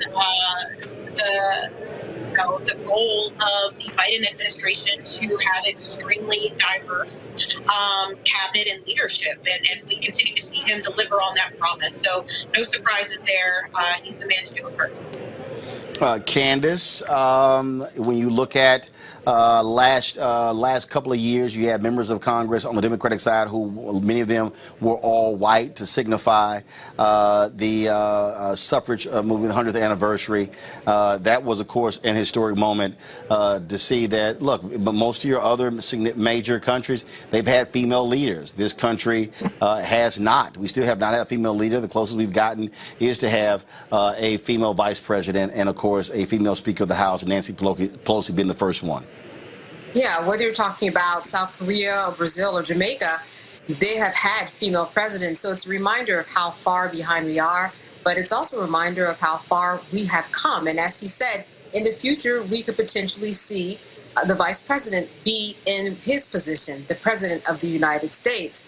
And while there is a sense of there are a lot of guidelines in place and, you know, the COVID 6 feet, there's still a closeness. There were still some hugs. There was still some closeness before the speech, because it wasn't lost on a lot of people how precious this moment was, how big this moment was when it came to Pelosi and the vice president being on the stage at the same time. So definitely a lot of history made in so many ways that he had to acknowledge, and that certainly people were thinking about when they saw these two women walk into the chambers.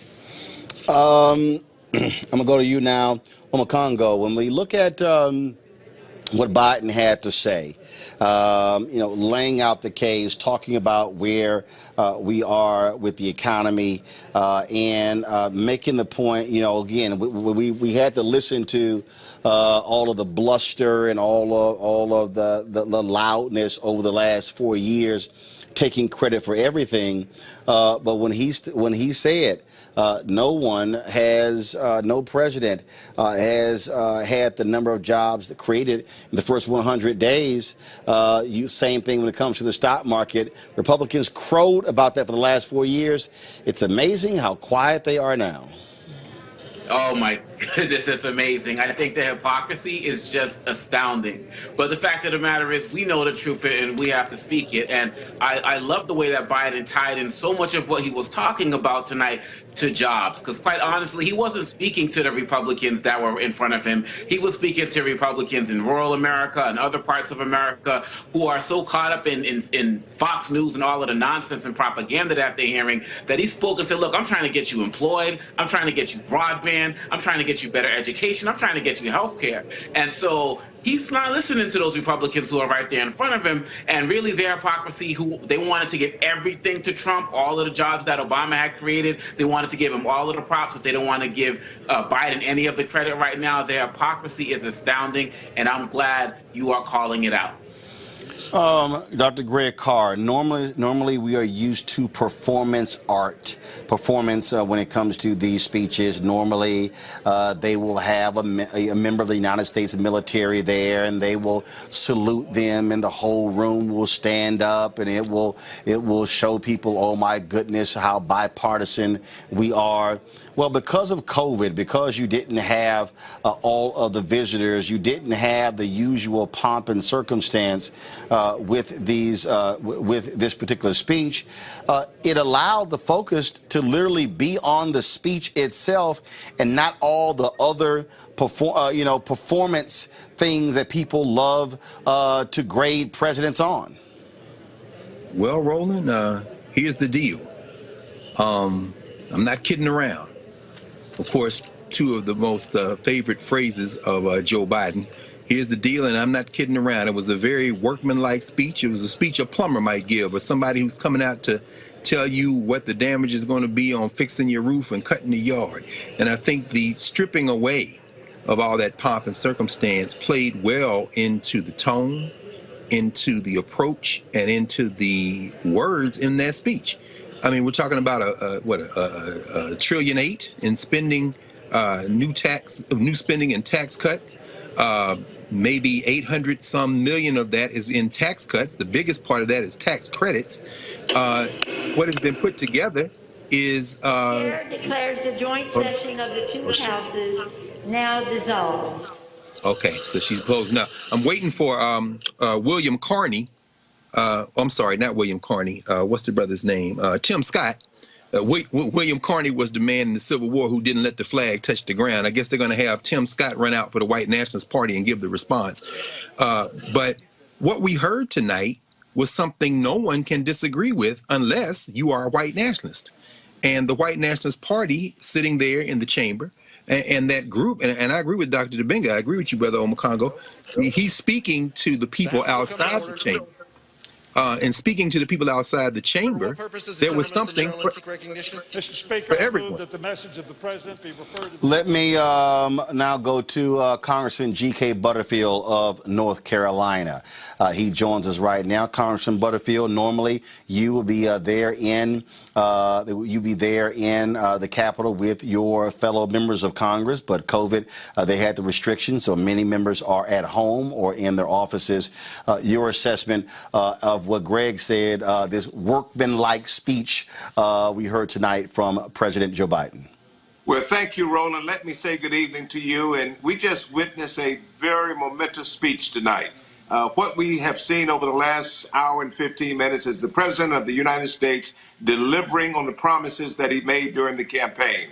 You know, Joe Biden promised many things during the campaign, and we've been waiting to see if he's going to deliver on those promises. Yes, we are talking about investment in infrastructure, but tonight he talked about investing in human capital. He's calling it the American Family Plan. He's talking about raising the minimum wage to $15 an hour, talking about HBCUs and Pell Grants, a cap on child care payments, 7%. Working families can really relate to that. He wants to bring in a system whereby parents will pay no more than 7% of their income for child care. That is phenomenal. Talking about the importance of passing the George Floyd Policing Act. We passed it in the House, but now we're waiting for the Senate to take action. We've got to stop the whole scourge of police violence in this country. We saw it this week in my home state of North Carolina, in Elizabeth City, where police are continuing to take lives, and we've got to bring that to an end. And finally, Joe Biden talked about something that's very special to me, and that is the precious right to vote.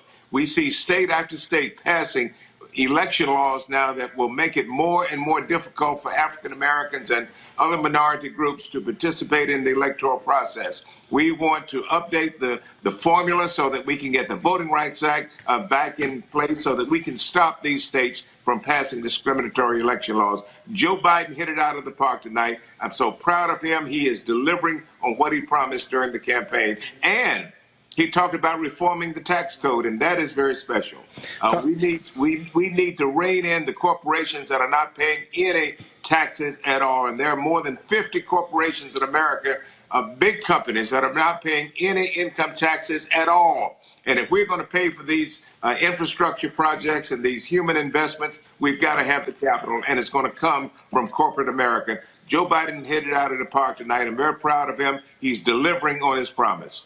Congressman Butterfield, you're a fellow North Carolinian. Reverend Dr. William J. Barber tweeted this out, and it was in response to what President Biden had to say about poverty. Go to my computer screen, please.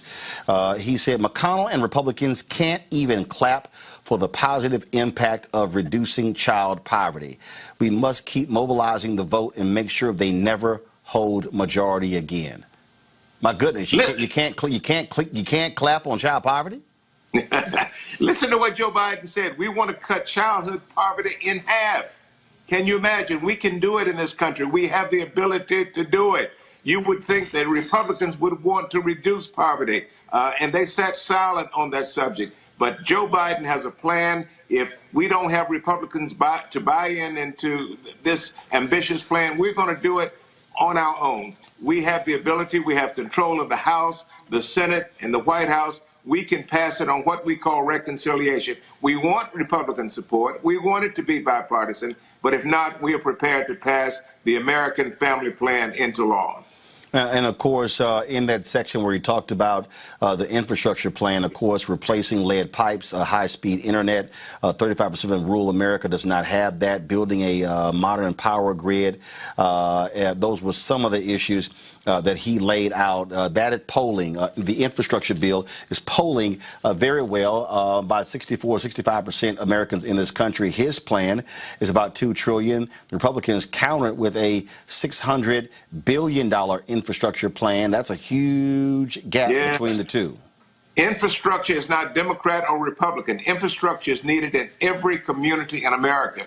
We have a plan. The president has a plan for $2.3 trillion of infrastructure investment, and that includes high-speed broadband in underserved communities. And the way we're going to pay for that, we're going to make those who earn more than $400,000 a year in income. We're going to require corporations to pay at least 28% of their net profits in taxes, and that's how we're going to pay for this thing. We're going to invest in infrastructure, and we're going to invest in families, low-income families in America. Joe Biden promised it during the campaign, and now we see him delivering. The last question for you, Congressman, in this here. He talked about the American Jobs Plan. Again, I'm going to go back to what Dr. Greg Carr said. He sounded like it was a plumber or a person coming over to fix your house. Biden said this here, 90% of the infrastructure jobs created in the American Jobs Plan don't require college degrees. 75% do not require an associate's degree. Quote, the American Jobs Plan is a blue-collar blueprint to build America. The American Jobs Plan will put people to work. We need to invest in the future, 21st century jobs. We need to invest in solar and wind energy. There are so many jobs of the future that are with us right now.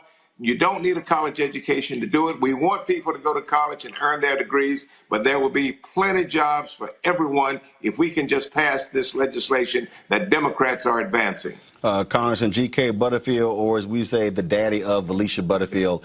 I certainly appreciate it, sir. Thanks a lot. Thank you. Thank you, Roland. Folks, let's go to the Republican response from Senator Tim Scott of South Carolina. Feeling that our nation is sliding off its shared foundation and how we move forward together. Growing up, I never dreamed I would be standing here tonight. When I was a kid, my parents divorced. My mother, my brother, and I moved in with my grandparents. 3 of us sharing one bedroom. I was disillusioned and angry.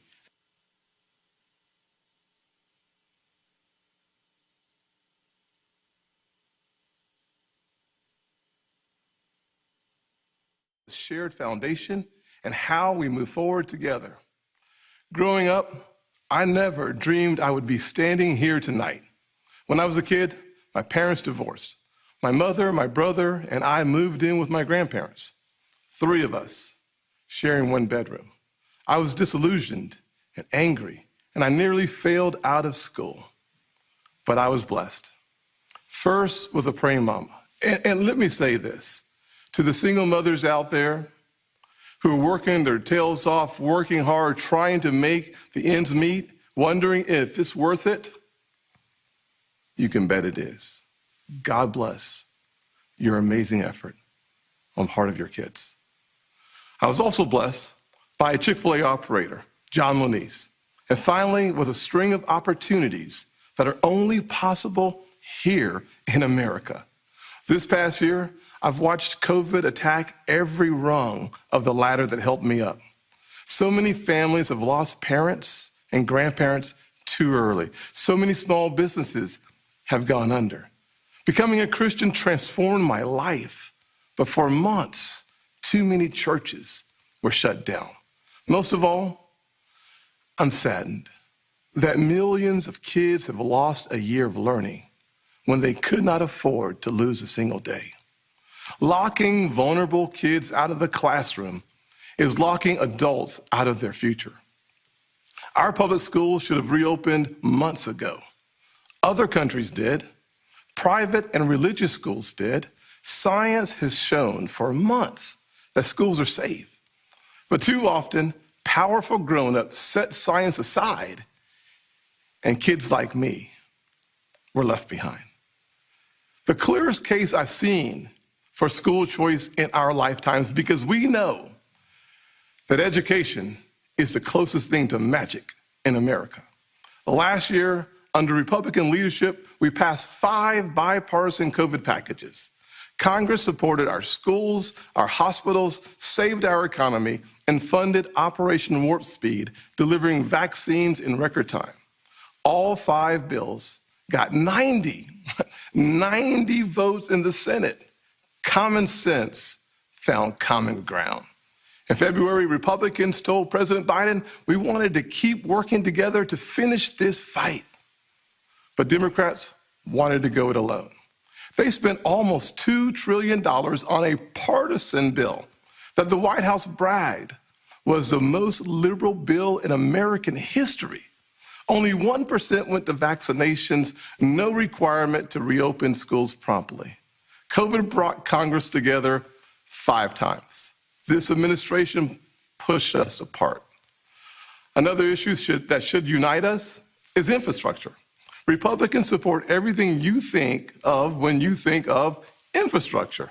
Roads, bridges, ports, airports, waterways, high-speed broadband. We're in for all of that. But again, Democrats want a partisan wish list. They won't even build bridges to build bridges. Less than 6% of the president's plan goes to roads and bridges. It's a liberal wish list of big government waste, plus the biggest job-killing tax hikes in a generation. Experts say when all is said and done, it would lower wages of the average American worker and shrink our economy. Tonight, we also heard about a so-called family plan, even more taxing, even more spending, to put Washington even more in the middle of your life, from the cradle to college. The beauty of the American dream is that families get to define it for themselves. We should be expanding opportunities and options for all families, not throwing money at certain issues because Democrats think they know best. Infrastructure spending that shrinks our economy is not common sense. Weakening our southern borders and creating a crisis is not compassionate. The president is also abandoning principles he's held for decades. Now he says your tax dollars should fund abortions. He's laying groundwork to pack the Supreme Court. This is not common ground. Nowhere do we need common ground more desperately than in our discussions of race. I have experienced the pain of discrimination. I know what it feels like to be pulled over for no reason, to be followed around the store while I'm shopping. I remember every morning at the kitchen table, my grandfather would open the newspaper and read it, I thought. But later I realized he had never learned to read it. He just wanted to set the right example. I've also experienced a different kind of intolerance. I get called Uncle Tom and the N-word by progressives, by liberals. Just last week, a national newspaper suggested my family's poverty was actually privilege because a relative owned land generations before my time. Believe me, I know firsthand our healing is not finished. In 2015, after the shooting of Walter Scott, I wrote a bill to fund body cameras. Last year, after the deaths of Breonna Taylor and George Floyd, I built an even bigger police reform proposal. But my Democratic colleagues blocked it. I extended an olive branch. I offered amendments, but Democrats used a filibuster to block the debate from even happening. My friends across the aisle seemed to want the issue more than they wanted a solution. But I'm still working. I'm hopeful that this will be different. When America comes together, we've made tremendous progress, but powerful forces want to pull us apart. 100 years ago, kids in classrooms were taught the color of their skin was their most important characteristic. And if they looked a certain way, they were inferior. Today, kids are being taught that the color of their skin defines them again. And if they look a certain way, they're an oppressor. From colleges to corporations to our culture, people are making money and gaining power by pretending we haven't made any progress at all, by doubling down on the divisions we've worked so hard to heal. You know this stuff is wrong. Hear me clearly. America is not a racist country. It's backwards to fight discrimination with different types of discrimination, and it's wrong to try to use our painful past to dishonestly shut down debates in the present.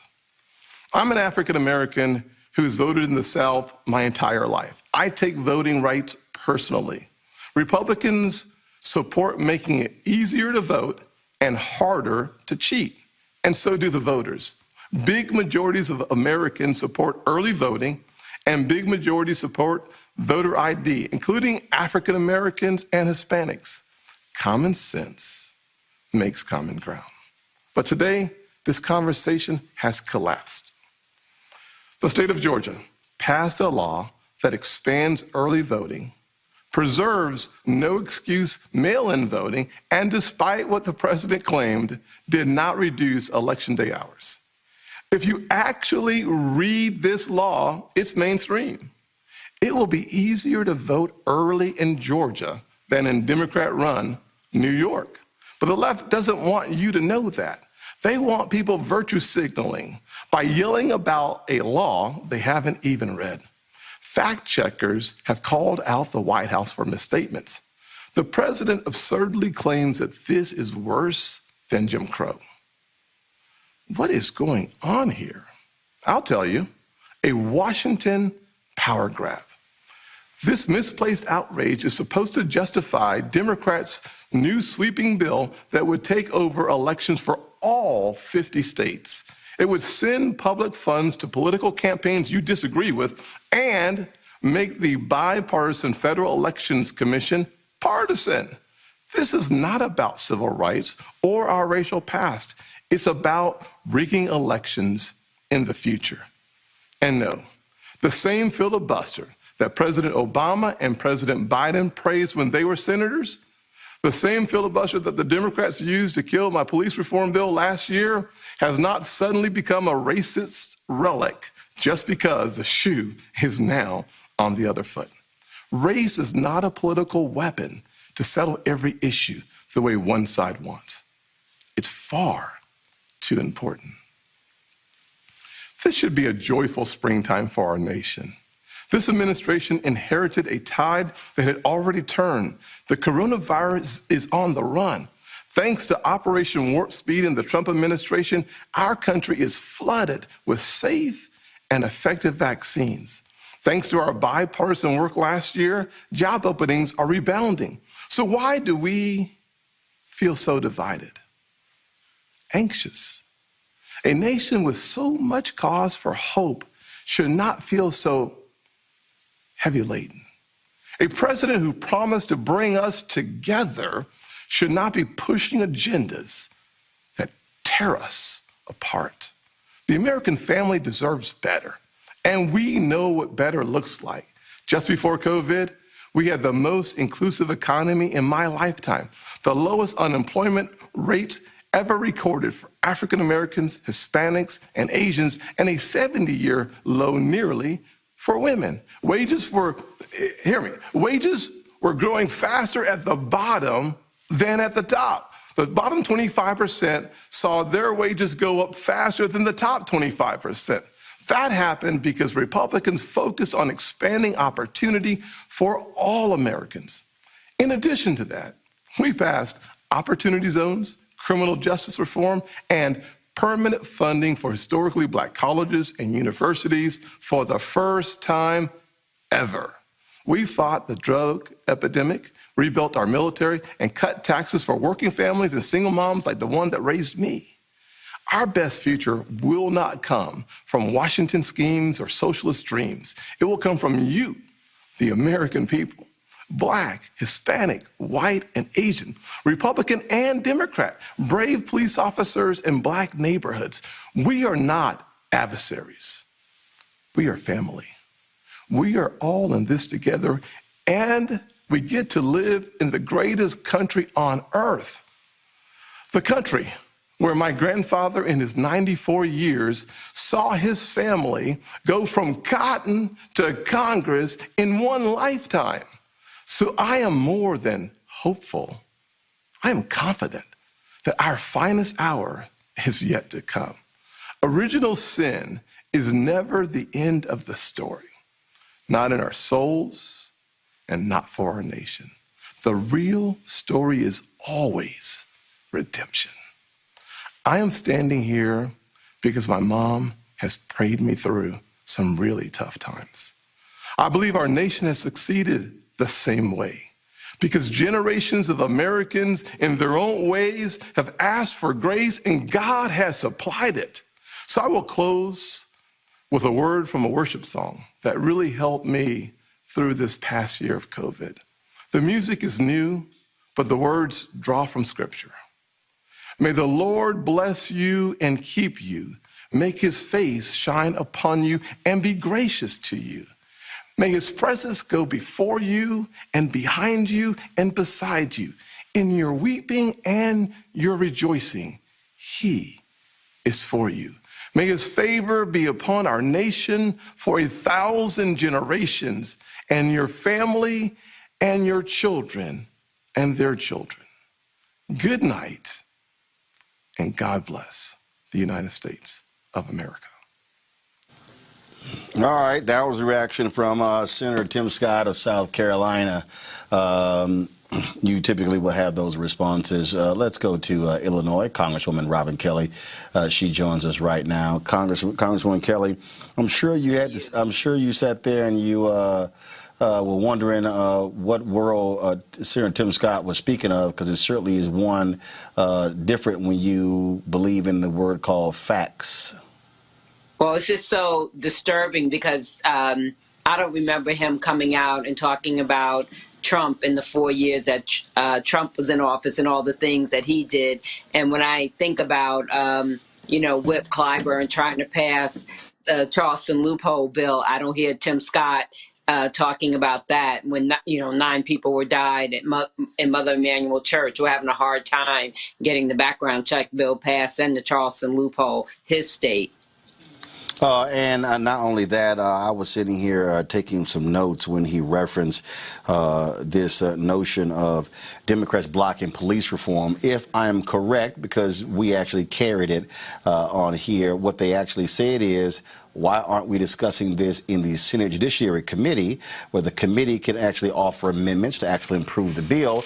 Republicans did not want that to happen. They wanted it to happen on the floor. Then Senator Kamala Harris was one of the folks where she pretty much gut checked Senator John Cornyn, both of the members of that at the time of that committee, by saying, if you want to discuss the bill, why are we doing it in the committee? Why do y'all only want to do it out here on the floor? And so that's actually what they were filibustering, was the fact that Republicans did not want to go through the actual process of how bills are actually handled.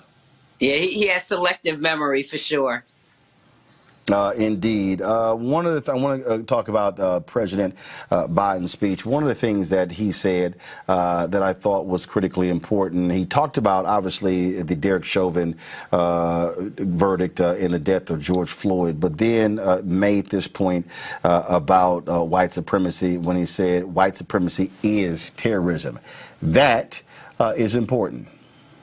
Oh, definitely. I mean, that's what we said. It was domestic terrorism. And I was there on January 6th on my hands and knees in the gallery. We were the people left behind and hoping we would get out alive. And when we came out, you know, luckily there were 5 of them laying on their stomachs with the police holding guns to them because they certainly were trying to get in. So, no, domestic terrorists for sure, without a doubt. Obviously, the president laid out a number of different things. At the end of the day, the Democrats in the House, y'all passed a lot of those bills.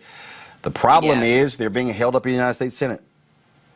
I know. I mean, even though we say we're Democrat, even in the House, you know, there's only 219 of us. You know, we lost Congressman Hastings and then 3, you know, Congressman Fudge, Cedric, Richmond, and Deb Haaland are now in the administration. And then in the Senate, 48 Democrats, 2 independents. So if one Democrat, you know, doesn't want to vote with us or one independent, you know, we're in trouble. And then when we need the 60 votes, we're really in trouble. So it's very difficult, very difficult still. All right, then. Congressman Robin Kelly, we certainly appreciate it. Thank you so very much, and congratulations. Thank you. On becoming Have a good night. Congratulations on becoming the new head of the Illinois Democratic Party. Thank you. We'll talk about that another day. All right, let's make it happen. Thanks a lot. I appreciate it. Thank you so very much. Let's go back to my panel. I saw your face, Greg Carr, at the outset of Senator Tim Scott's response. You now have the floor. We can't hear you. I think you're on mute. That's because I was being saved by the ancestors, brother. There you go. All right. Hear me cussing. But yeah, Tim Scott, big up to you, brother. You took your time. You didn't sound too bad as you over enunciated your words. It's still, I'm sure, beset by the deep insecurities that were bred in that poverty-stricken room that you were in. Shout out to you for embarrassing your grandfather, for posterity, for trying to model for you something you clearly didn't pick up because you didn't read the Georgia bill. If you think that's what's in it, he had an excuse. What's yours? But what a remarkable, stunning, stereotypical display of stupidity by a pure feckless clown. Tim Scott doing Tim Scott things. But more importantly, as we sweep aside his distraction, it's very clear what the White Nationalist Party strategy will be. It will be what it continues to be. They are going to work to cement the gerrymander.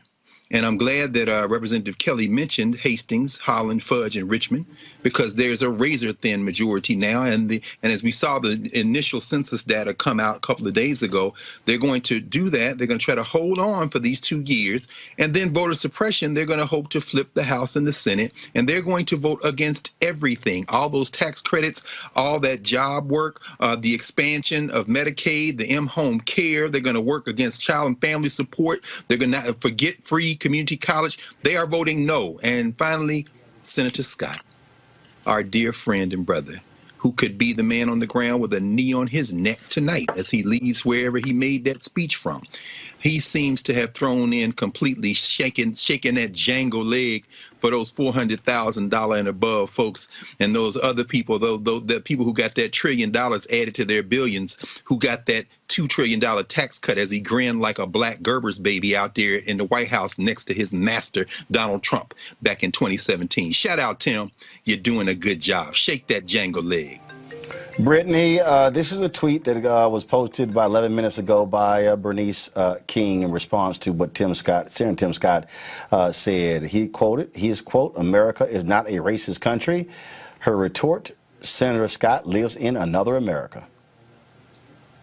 Well, you know, she hit the nail on the head. This man is a trip. I mean, even when I heard him say, cotton to Congress in one lifetime. Look, I am the American dream. But first off, I want this man to sit in a Black Studies class. But more importantly, you know, everything looks like progress when you start our story with enslavement. And that's what I want Tim Scott to get. But Tim Scott is doing Tim Scott. You know, he's doing the work of the white supremacist that he works for. And he is hoping that Americans will continue to invest in this colorblind, individualistic, lift yourself up by the bootstraps ideology, which is certainly not realistic, not our ancestors' dreams. It's a shame. I'm tired of listening to this man, and he certainly wasn't spitting any type of information. It was interesting that he said, you know, the liberals don't have any facts, the Democrats don't have any facts, and this man is representing, you know, the party of fracking, is representing the party that won't put forward gun reforms, is representing the party, you know, that believes in school choice against the majority of what educators argue for. So this man is a whole clown. Candace, I found something very interesting. He called the Georgia bill a mainstream bill. He talked about how he said, quote, "Republicans make it easier to vote, harder to cheat." What's interesting, though, he talked about the voting hours and things along those lines, but the reality is they don't allow for the counties to have the discretion to have their voting hours beginning at 7 a.m., closing at 7 p.m. What they did is they put in uniform voting hours 9 to 5. So therefore, people who have to work, they got to have some other place to vote. What Senator Tim Scott did not say, we talked about, how they expanded early voting. He did not say that they have drastically cut the number of ballot drop boxes, and those drop boxes must be placed inside of voting locations, and which means you can only drop off your absentee ballot when hours are open. So again, he was lying. Yeah, you know, there's a crime in criminal law called omission. It is an actual crime where you omit facts in order to make things look good for you. So he's committed the crime of omission because once you add those facts that he omitted, it doesn't make any sense in terms of his world.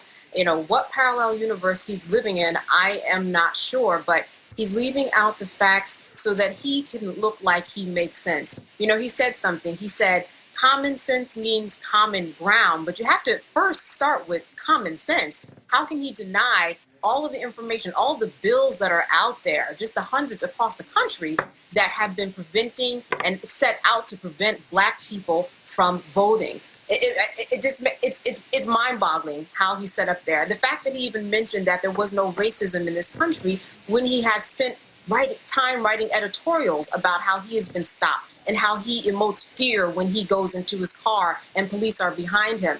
And as what was already spoken, how he could leave tonight and be stopped because he is a big Black man driving in a suit. It doesn't matter what you have on. So crime by omission is what I say, leaving out the facts to make it look like his story works, which what we all know is that it just doesn't. It doesn't work. Congo, he said tax cuts will lower wages. I'm confused by that because when I look at the speech of President Joe Biden, he said we're not going to raise the taxes on anybody or a couple making less than $400,000. He said in the speech, the $1 trillion at 650 of the richest billionaires were able to make during COVID. I'm just confused. That's a very small percentage of Americans when he said those who make more than $1 million are going to, but who pay a capital gains rate that is lower than many middle-class people. He said that represents a very small percentage of Americans. I'm just trying to understand what the hell is Senator Tim Scott talking about, because if you're making $400,000 or higher, you're literally in the top of the top of the top in America. That's right. And the reason we are struggling to understand it is because, as everyone has said tonight, the common pattern is He lying, plain and simple. We already heard what Joe Biden talked about, that $2 trillion that was added from the tax cut of 2017. And as he said, trickle-down economics, it just does not work. People really thought that that was going to save the economy. And then he tried to tie what the last administration did with COVID relief, talking about we got these 5 bipartisan bills, but he didn't talk about the fact that under Steve Mnuchin, much of that money went to people who are their friends. And Mnuchin didn't even want to release the list of people who received that money because people who are struggling at the bottom, small business owners and restaurant owners and the like, were not getting that money. And so again, he's lying, he's making up these stories because he feels like it's going to appeal to a base that hopefully got a little bit of sense if they watch anything of what Joe Biden said. He's just making it all up. Folks, let's go to Congressman Andre Carson out of Indiana. He joins us right now. Congressman Carson, you're there in your Midwestern state. Your assessment of what President Biden had to say, and I would love to hear your response if you saw it to the response from South Carolina Senator Tim Scott. Well, I was happy that President Biden mentioned really focusing on things like police excess. I would love for him to have added more specificity and been clear, but he has a very ambitious agenda, I think, in trying to pass a massive reform bill on the first anniversary of the death of Brother George Floyd. No tax increases. He wants to take us back to the Bush-era tax level of 39.6%. I think that's pretty ambitious. He wants to lower prescription drug costs. I think that's great. He really highlighted the fact that we just passed a $1.9 trillion stimulus bill. That was great. But as it relates to Brother Tim Scott, you know, I knew Tim in the House. Greg Carr, who I haven't seen since he was at Indiana Black Expo when Tupac was there. I was on the side of the stage. Good to see that brother again. But, you know, Brother Greg Carr made some very important points. I think Tim Scott made a decision years ago to go to the party with the shortest line. And so he's highlighting talking points. Tim Scott said America is not a racist country. How do you explain what happened to Andrew Brown? How do you explain what happened to George Floyd? How do you explain a tyrannical president, Roland, the past 4 years, who tried to take America back to some mythical place that never existed, and he incited Islamophobia, xenophobia, anti-black sentiment, all for the sake of preserving his fiefdom, but he failed miserably. In fact, the insurrection on January 6th caused many members of Congress, particularly CBC members, to be targeted. I was targeted, as you know, Roland, by a gentleman, a white supremacist, who had a list of 5 elected officials. I was one of them. He was targeting me, one, because I was black, and I was one of 3 Muslims in Congress. And you're talking about America's not a racist country? The whole Trump presidency was based off of racism and xenophobia, and Brother Tim Scott was silent during his whole administration. Enough said. Congressman Andre Carson, always a pleasure to have you on Roland Martin Unfiltered. Look forward to having you back. What an honor. Thank you, brother. All right, folks. In a moment, we're going to be joined by Congresswoman Karen Bass. I want to go back to my panel. Dr. Carr, first of all, Congressman Carson, man, that's been a long time. You were at the Indiana Black Expo with Tupac. Tupac and Khalid Muhammad on a panel, if you can believe that. Tupac went last and burnt the whole place down, and Andre Carson, Rep. Carson, was right there. Oh man, that's who we need right now here on Tim Scott is Tupac, brother. Well, I'm sort of reminded in 2000 when Tavis had one of his State of Black America events. It was at the University of Southern California. It preceded the Democratic National Convention, and Charles Ogletree of Harvard was moderating a panel, and I believe it was Nikki Giovanni and I think it was Stanley Crouch who were on the panel. And Charles Ogletree asked Nikki Giovanni, Nikki, why do you like Tupac so much? Folk, if y'all don't like cussing, I'm going to give y'all 10 seconds to go ahead and turn the volume down. But it is undoubtedly one of the greatest quotes I've ever heard in my life. When I interviewed Nikki Giovanni, I told her it is absolutely a top 5 quote of all time as far as I'm concerned. And this is what Nikki said. Nikki said, why do I like Tupac? Somebody got to call a motherfucker a motherfucker. There it is. There it is. The whole room just fell out, Brittany. The whole room just fell out. So I told her, hey, that's all-time Hall of Fame quote right there from Nikki Giovanni. Indeed. I do want to, with a couple, one of the note while we're waiting to get Congresswoman Karen Bass on, to get her on here, and for all the folks who are watching, y'all, this is also why it's important for y'all to support Roland Martin Unfiltered, because I literally have my television. I got the television on right here, and I'm looking at the other networks. I'm looking at what their coverage is, and I'm looking at all the other folk. I guarantee you we've had more black members of Congress on already than the networks combined. See, this is why it's important to have programs like this. That's why we want y'all to support what we do. And of course, if you want to join our Bring the Funk fan club, you can do so by joining, going to Cash App, $RM Unfiltered, Venmo.com/RM Unfiltered, PayPal.me/R Martin Unfiltered. Of course, Zelle is Roland at RolandSMartin.com and Roland at RolandMartinUnfiltered.com. And so we appreciate several thousand of y'all have been hanging with us. We've been broadcasting since 7 p.m. We normally start at 6 p.m. We chose to start at 7 p.m. because of President Joe Biden's address to Congress. And so we appreciate that. But this is why it's important to support black-owned platforms. Again, I'm seeing an occasion. I'm going to tell y'all right now what's going to happen. All the black people commenting on TV, y'all going to see them about 1 a.m. That's when they gonna come on the air. But right now, you're actually seeing folk, and and I don't know why people sitting here call me live during the show. You know I'm live during the show. Who's this? Congresswoman. So Congresswoman Sheila Jackson Lee. So here's the deal. You calling me now. I'm about to literally interview Congresswoman Karen Bass. We live right now. So I'm gonna have my booker call you right back. Okay. And I didn't know who he was calling because your phone say unknown. So it's all good. Yeah, we're going to have you on next. So I'm going to have her call you right now, okay? Okay. Huh? Do I have a number? I text you, Congresswoman. All right. She'll hit you right next. All right, bye-bye.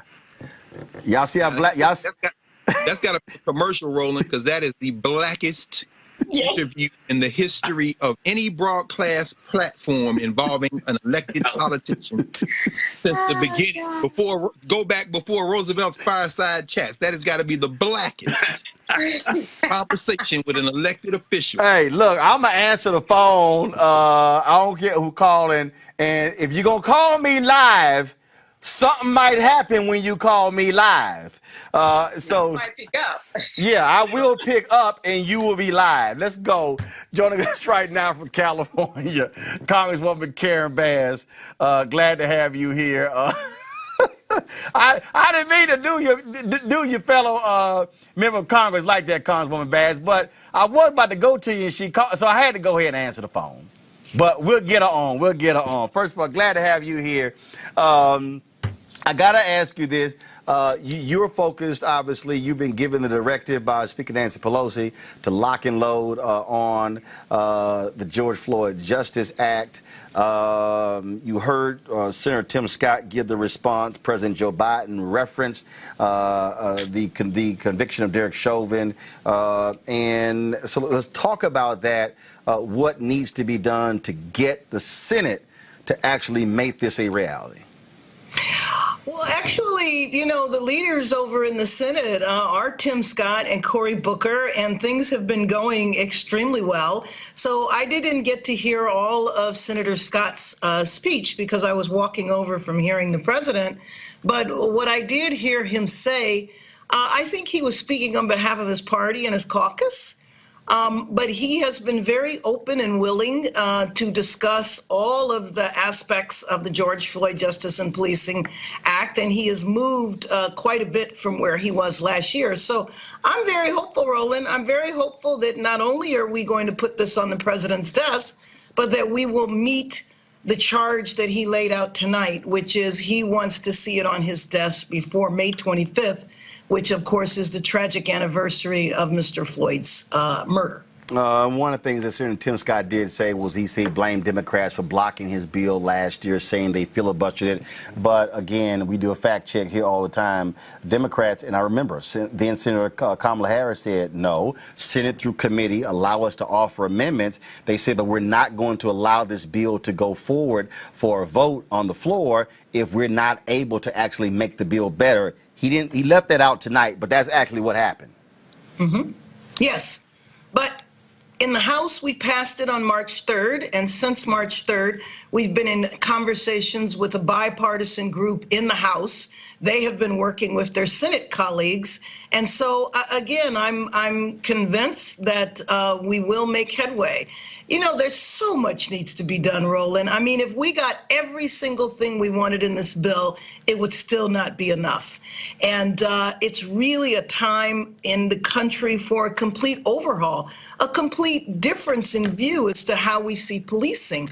You know, when it comes to policing black folks, we get warriors. When it's policing white folks, they get public servants.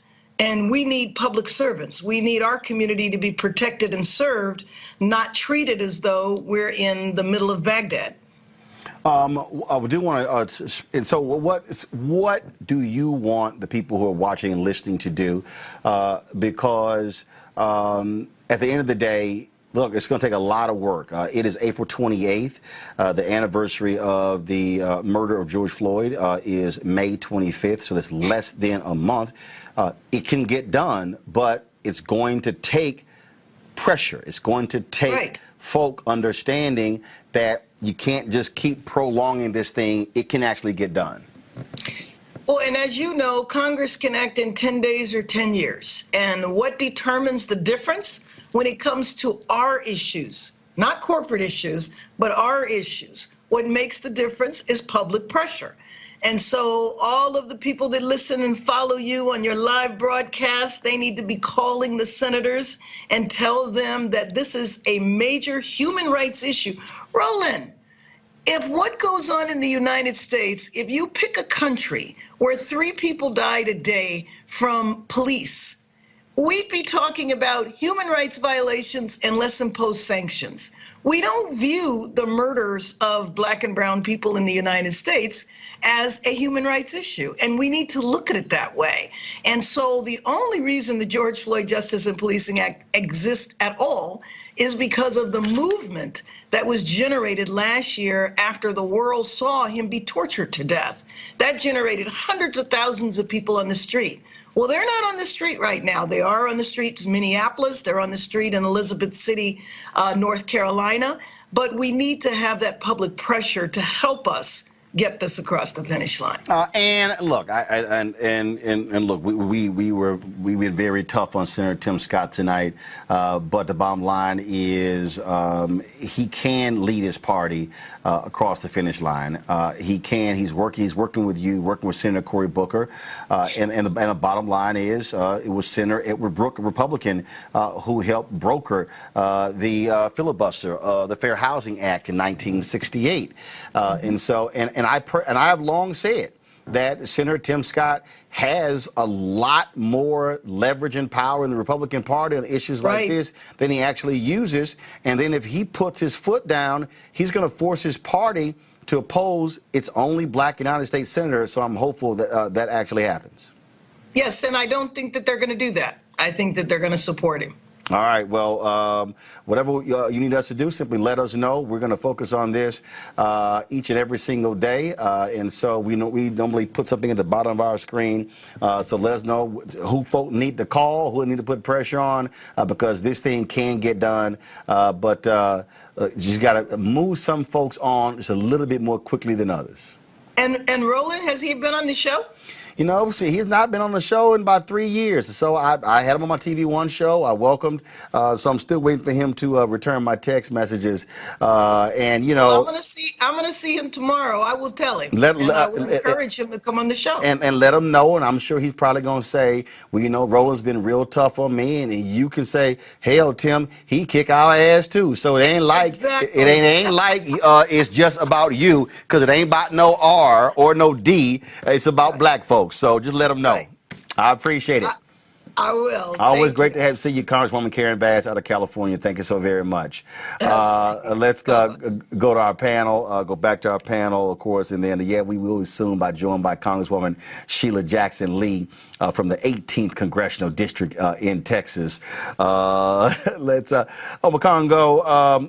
about that.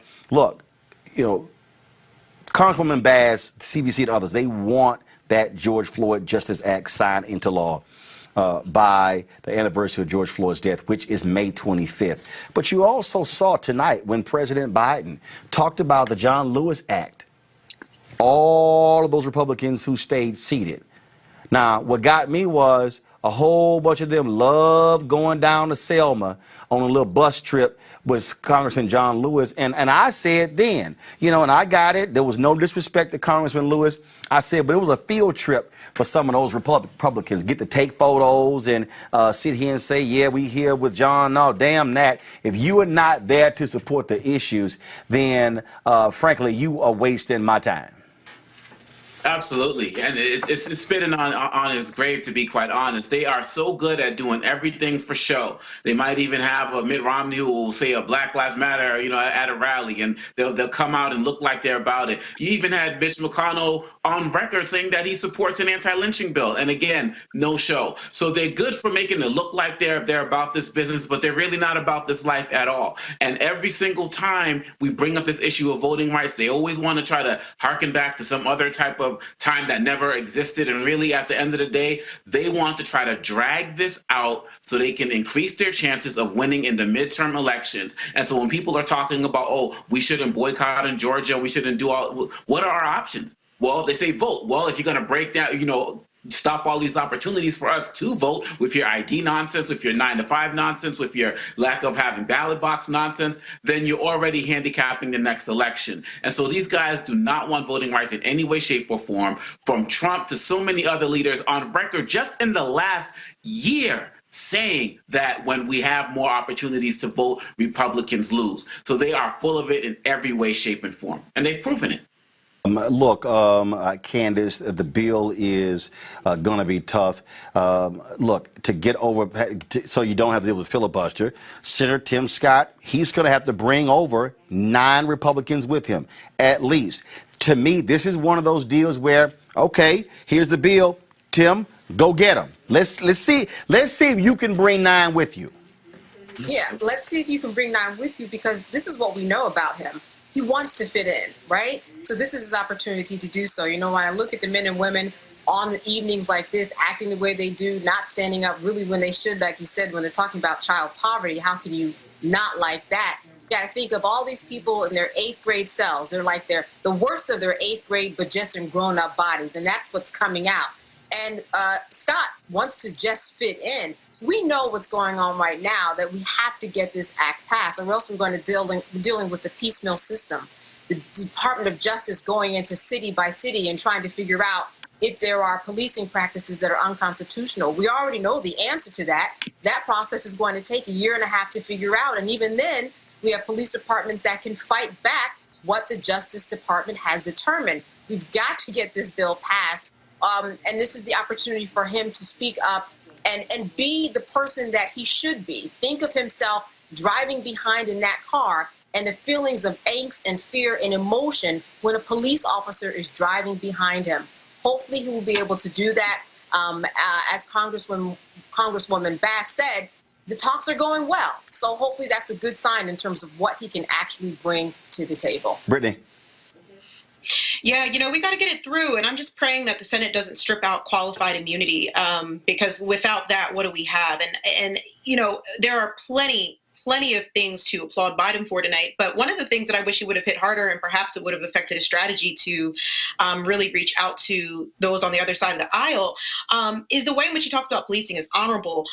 When so many in this country are talking about not only funding the police, but abolition. So we're clearly not we're not taking this issue out from the roots. But with that being said, we got to hope that qualified immunity stays in there. And more importantly, you know, we really just have to make sure that people on the ground are staying in the ground and pushing, because unless they remove the filibuster, I'm not sure Tim Scott is going to lead this effort for us. Greg Carr, again, I mentioned those two bills together for a reason, because they are intertwined. The reality is, if Democrats are not able to move on H.R. 1 and the John Lewis bill, then Republicans are going to run roughshod when it comes to 2022 elections. In fact, in his particular speech, Senator Scott referenced that. He called it a Washington power grab. No, the power grab is what we're seeing by Republicans in states like Texas, Florida, Georgia, Iowa, Pennsylvania, this fiasco happening out in Arizona. Scott also said, quote, it's about rigging elections in the future. No, that's what the GOP is trying to do. Sure. And I think this is where we cannot get distracted. Brittany, I agree with you. Biden could have hit harder, but Biden is still under the illusion, as we saw him end with unicorns and rainbows, with the one people, one nation, one America absurdity. The White Nationalist Party is a solid block of 50 white nationalists in the United States Senate. I would include Brother Scott, who seems to have, perhaps he didn't forget that qualified immunity was a non-starter in his bill, that he only proposed a bill to incentivize stopping chokeholds. So, you know, and maybe some body cams. Yeah, Tim Scott's a human joke. And even if he were to vote, after he checked, because Mitch McConnell can count, once Tim Scott listens to his master's voice and perhaps is allowed to vote on the other side, what we might have seen tonight, you know, we saw this before. They try to position folk to give the response. And given what Joe Biden said tonight about having Kamala Harris lead on jobs and immigration, shout out Scott, by the way, to be anti-dreamer, anti-TPS, you know, what we may have seen is a potential 2024 election. Tim Scott will likely be on the Republican ticket, maybe as the vice president. And Kamala Harris will either be on the ticket as vice president running for re-election, or if she defeats everyone in the primaries, at the top of the ticket. But Tim Scott is being positioned in the ultimate gaslight. The White Nationalist Party is losing population. And as we heard, I agree with you completely, Brother Omakongo. I mean, Dr. Dobenga nailed it. What we're really talking about is 2022. And that gerrymander, they're going to try to take the House back, the voter suppression to deliver the Senate. They do not have an agenda. Their agenda, their values are very simple. It comes down to one word: power. They don't give a damn. Listen very carefully, and when you start talking about these tax hikes will strip jobs or depress jobs, when you're talking about the jobs and innovation part of that $1.8 trillion proposal that we heard tonight, when you hear about $46 million, for example, billion for clean energy, when you hear about these jobs, these new jobs, well, Joe Biden combined that with the idea that they're union jobs. That isn't altogether clear. In fact, what you're going to see is pushback from the oil and gas industry, and the people they own, which I'll end with this one just for now. One of the people they own is the senator from West Virginia, Uncle Joe Manchin.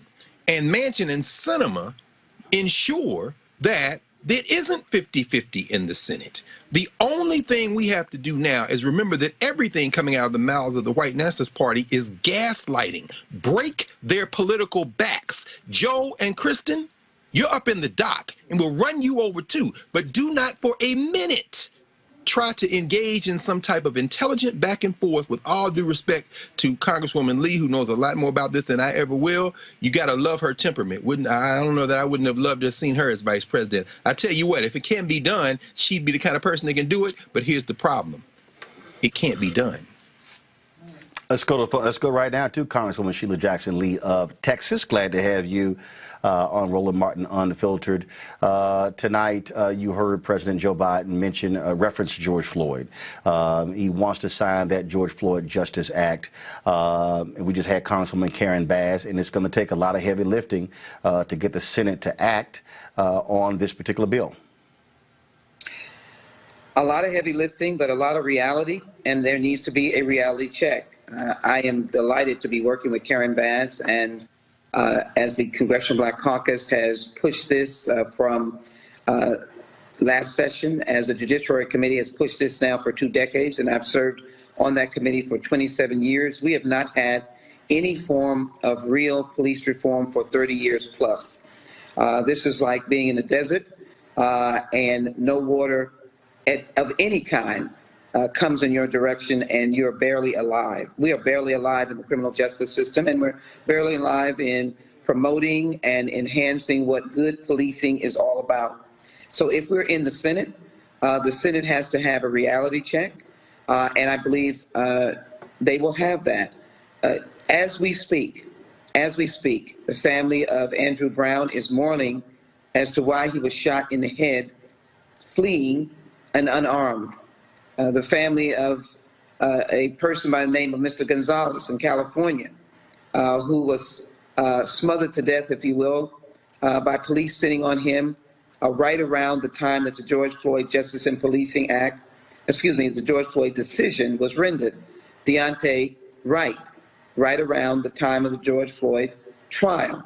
So this is not going to stop. And the only way that you begin to change behavior, as Dr. King said, I may not be able to change hearts, but I have to change laws. We can't go back. And the George Floyd Justice and Policing Act is part of President Biden's commitment to racial equity as the Commission to Study and Develop Reparation Proposals, which is also a bill that's on track. All of these bills deal with racial equity across the board in the lives of African American. So there is no way to respond other than getting Senator Scott to understand, to work with, to send the other senators who have questions to be able to work with them. That is the issue that we have to address, and we are prepared to address it. We're prepared to address it calmly. We're prepared to address it with facts, with data, with the lives of Tamir Rice, Breonna Taylor, Ahmaud Arbery, those individuals who have just been indicted, or the Department of Justice. We are prepared to deal with all of these in the way that gets this legislation to the president's desk. Also want to ask you about another issue. The president saying tonight that white supremacy is terrorism. It absolutely is. I experienced it, Roland. And by the way, it's good to be with you. Good to be with Yates High School, 3rd Ward, and beyond. But I experienced it on January 6th. For about 4 or 5 years, the Homeland Security Committee was trying to point to the administration, particularly the Trump administration, that the new terror was domestic terrorism and white supremacy. It's evidenced in so many of the acts, including Dylan Roof, who killed 9 worshipers in Mother Emanuel Church. What more do you need? The synagogue that was attacked in Pennsylvania, that individual was aggravated because that synagogue seemed to welcome immigrants. So we have domestic terrorism, white supremacy, and white racism, or racism, is evident in this country. The Constitution promoted it by not in any way creating slaves or giving them even the status of one human being in the United States Constitution in the founding beginning of this nation. And so that stigma, that definition carried through the 20th century. It carried into the 1960s in the civil rights movement when people died simply to vote, simply to march. It was in actuality the breaking of a second Reconstruction. Now we're in the 21st century, and on January 6th, I can assure you that those domestic terrorists were filled with white supremacists who came to attack black police officers and to call members of Congress of color names and were prepared to kill them. were prepared to kill the Speaker of the House, the Vice President of the United States out of domestic terrorism. But as black officers indicated, they were called names. And so it begs the question whether anyone doesn't think that the country has a difficult problem with racism. Now, I'm not here to throw stones. I'm here to solve the problem, but you cannot solve the problem unless you acknowledge the problem. I can't have my children being raised and children's children being raised, and we haven't tried to confront racism. The country will be better if we leap past this schism, this cancer, and begin to address it. And one of it is the president's racial equity. That's the George Floyd Justice and Policing Act, and it's H.R. 40, the Commission to Study and Develop Reparation Proposals. It is to repair. We have to repair and restore. And so I think the president made those steps tonight. I think he was unabashedly unafraid to say that, just as he was not afraid to talk about trillions of dollars in making America better, building it back better with the American Jobs Plan and as well the American Family Plan. African Americans will be impacted by that. And that is turning the corner and building an economy that's built on working people, small businesses, churning the economy and making it better. That's part of helping our community as well. All right, Congresswoman Sheila Jackson Lee, it is a pleasure, and I will be in Houston on May 13th, actually Baytown, for the rally for the sister who was killed a year ago in Baytown by a cop there. But on May 12th, I'll be presenting two of those Jack Yates High students, the Roland S. Martin Scholarship, the first ones. So look forward to being back in my hometown. Hope to see you both at both events, and thank you for your great support of our community. I appreciate it. Thank you so very much. Thank you. Thank you very much. All right, folks, let's go back to our panel here. Brittany, what should have Biden talked about that would you want him to talk about tonight that you didn't hear? Yeah, Roland, I have to go back. I know we've been talking quite a bit about policing, but that was the big thing that I really wanted him to hit home. I mean, he's talking about epidemics, right? And we know that policing, specifically violence against Black people, is in fact an epidemic, right? We even have the CDC come out and say that it is an epidemic. Racism is an epidemic. So I wish he would have hit that a little bit harder. I also wish he would be more inclusive of, again, what we've seen on the ground. We've seen one of the largest national and international movements around defunding the police and abolition. And, his response there, I thought, was a little bit lacking and very, very quick. I also wanted him to give a little more time to the LGBTQ community and trans right. He mentioned it. I think there was much more to be said there, especially as we're watching several states continue to push legislation and agendas against these particular communities. So I think there would have been a little more room there to go further, but. Omokongo. I would have liked to hear him go a little bit deeper on education. Quite honestly, he didn't mention much about kids being in schools, but quite honestly, we have to understand that going back to school is not the cure-all for all of us. Many of us need that environment and some of the services, but for many of us, we're going back into schools where we feel like we're being targeted racially, where we don't have a culturally competent curriculum. And he would have talked a little bit more about the thousands of kids who are actually missing right now from schooling, who need to actually be found before they even go back to school. So I think that there's a lot of issues as relates to education that I would have liked to hear a little bit more of. And I also would have liked to hear him talk a little bit more as it relates to gun violence about some of these other, he talked about 250 shootings between the times of the mass shootings, but specifically some of the violence that we're dealing in our communities in areas like Southeast DC, where I live, in Chicago and the like, and how we need to have things like community programs and other types of funding to help with that. He could have spent a little bit of time there as well. Candace.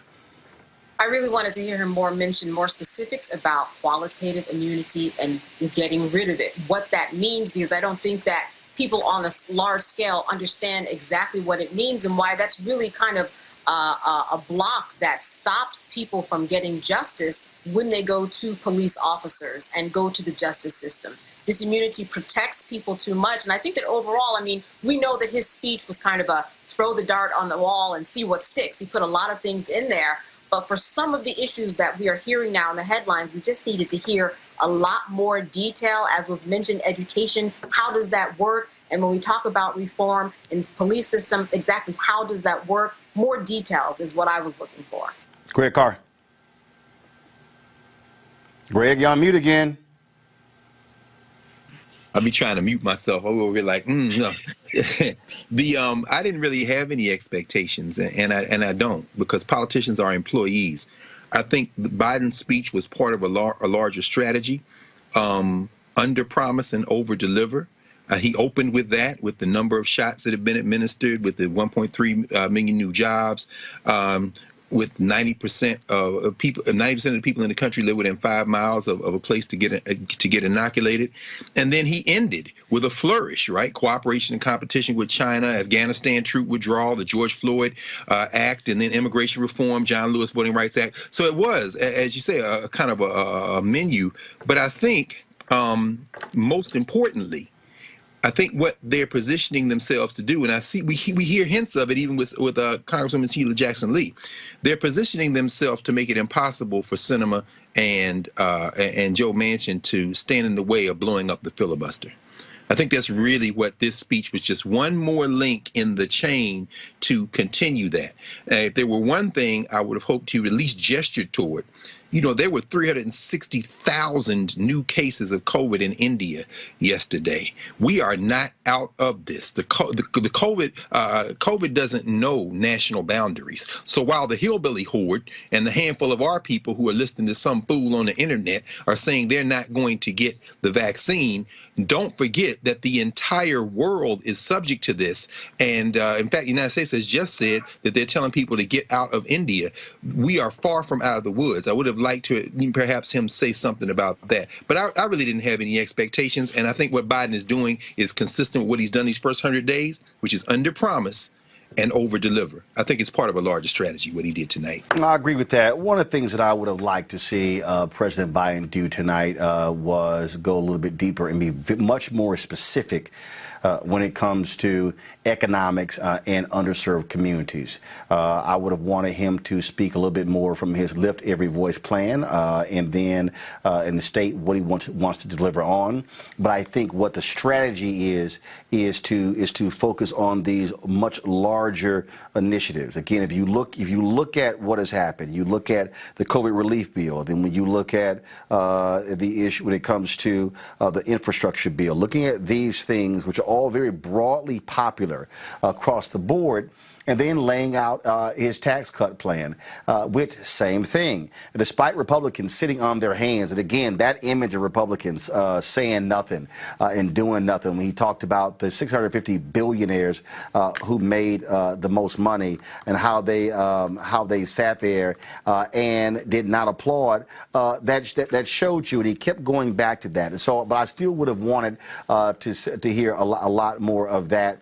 The White House promised more when it came to the issue of race equity. I did not hear a lot, which was important. But I do believe that point about taking the corporate tax rate from 21 to 28% and the capital gains on millionaires is going to be critically important, because you have to build up to that.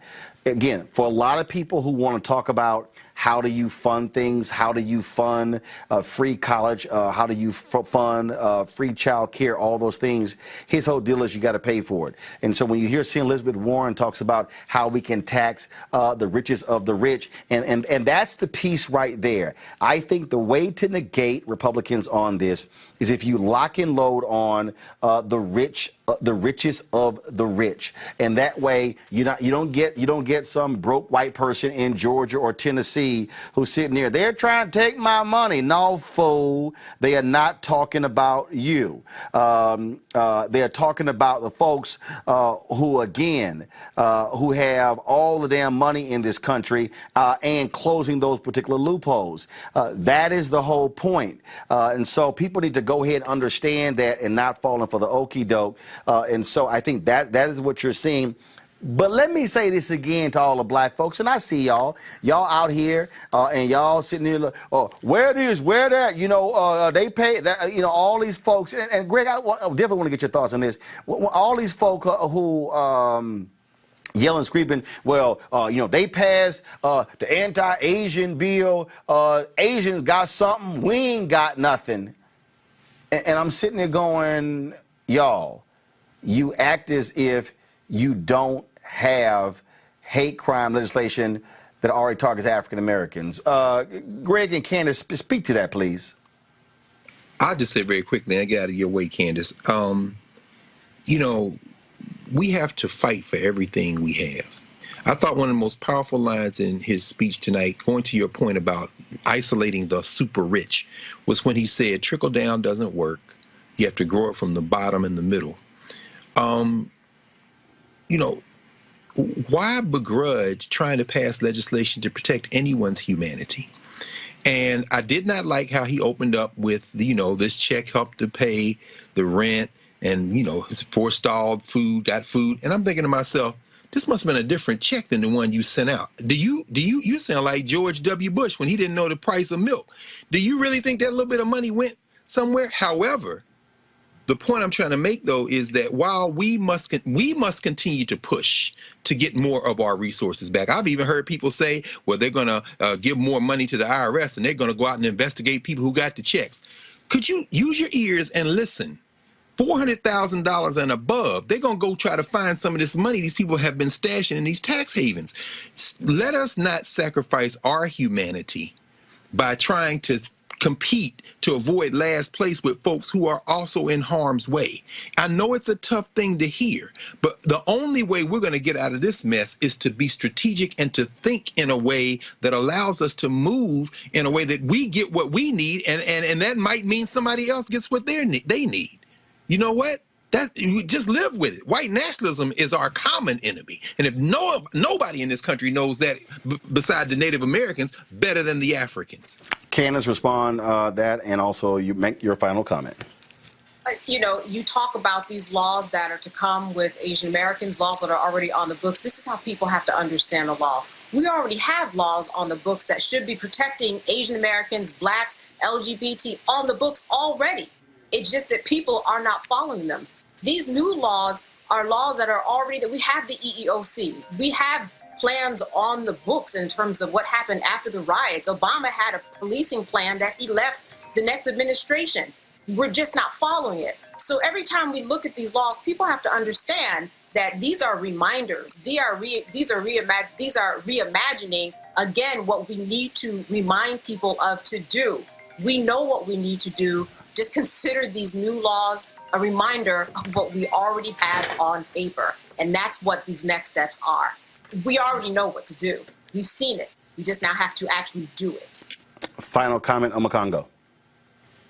Well, I think that going off of that last point, we have to continue to fight. We have to continue to fight for this legislation, whether we're talking about voting, and even if it means ending the filibuster to protect voting, what is more sacred? We need to have that George Floyd bill passed, and we have to remember that we can't keep trying to win the hearts of these guys who have no intentions of being with us in any way, shape, or form, and finding that common ground.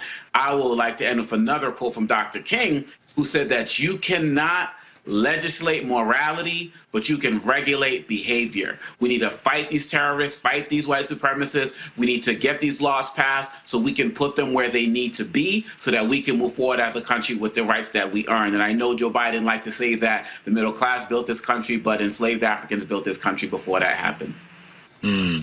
Brittany? Yeah, I have to echo what everyone else has said. First off, I just want to say that I'm grateful to the organizers that made it possible for us to listen to Biden tonight, as opposed to 45 and his blatant white supremacist agenda.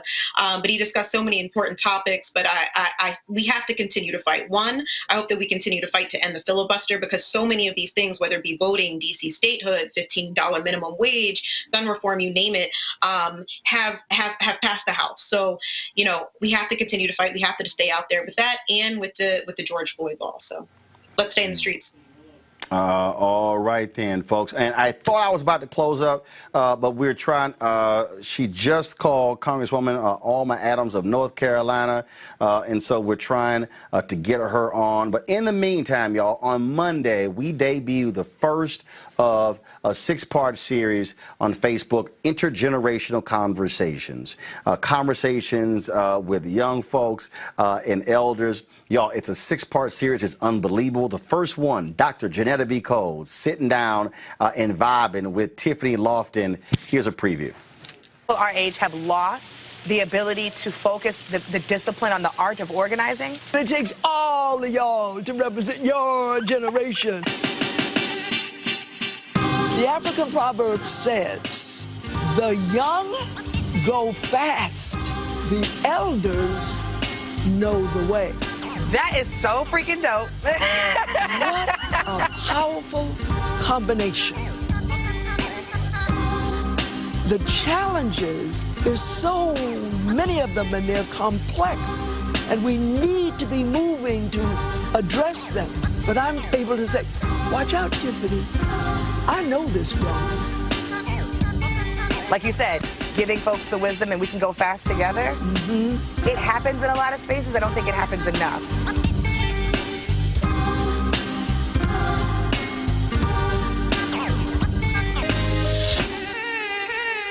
All right, folks, it's a 15-minute conversation, so it's not long, but y'all got to check it out. In fact, they talked for more than an hour. If we didn't yell break, they would still be talking, and we shot that thing 2 months ago. So I can't wait for y'all to check it out. And so please go to our Facebook page. We have pinned it at the top, so make it real easy for you to go watch that. It's also on my Instagram page, so go watch it out. Go watch that. And so we got Janetta B. Cole, Tiffany Lofton, upcoming, Bree Newsom, Alexis Herman, Chuck D, Chris Payne, Reverend William Barber, Brittany Packnett, and Alexis Herman. Then we also have Ambassador Andrew Young and Cliff Albright. So some amazing conversations, folks. I want to end our coverage of President Joe Biden's speech tonight, is the joint session of Congress. Going back to North Carolina, Congresswoman Alma Adams, who joins us right now. Congresswoman, glad to have you on the show. Just your assessment of what you heard tonight from President Joe Biden and the marching orders that people should have tomorrow. I think you're on mute. On from me. Okay. There we go. Is that good? You're good. Okay. Well, good to talk to you, Roland. I was happy to hear the president. I was so proud of him. He stood in front on two history-making women in front of them and gave his address and talked about how we're going to overcome this crisis. He talked about the historic investments that he's willing to make. He gave us a blueprint. He talked about education, child care, families. It was all about working families. It was all about not just the rich folks, but the working folks. And I was just happy to hear him.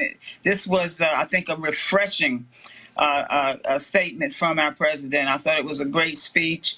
It was calm. His presence was just outstanding, and it was just wonderful. I think we've been waiting for this. He gave a presidential address, but it clearly was about taking care of the people, and he talked about affordable housing and also trying to get us back on track in terms of all of the problems that we're having now with racism and guns and violence. He talked about historically black colleges and universities, close to my heart, and I'm just happy to see that he's got a plan that I think it's workable, it's doable, and he really talked about us working together. So he wasn't into partisan affiliation, and so it was really good. It was good to hear a real president address some of the real problems of our country, and I was just excited to hear him, and I think we have a lot to look forward to.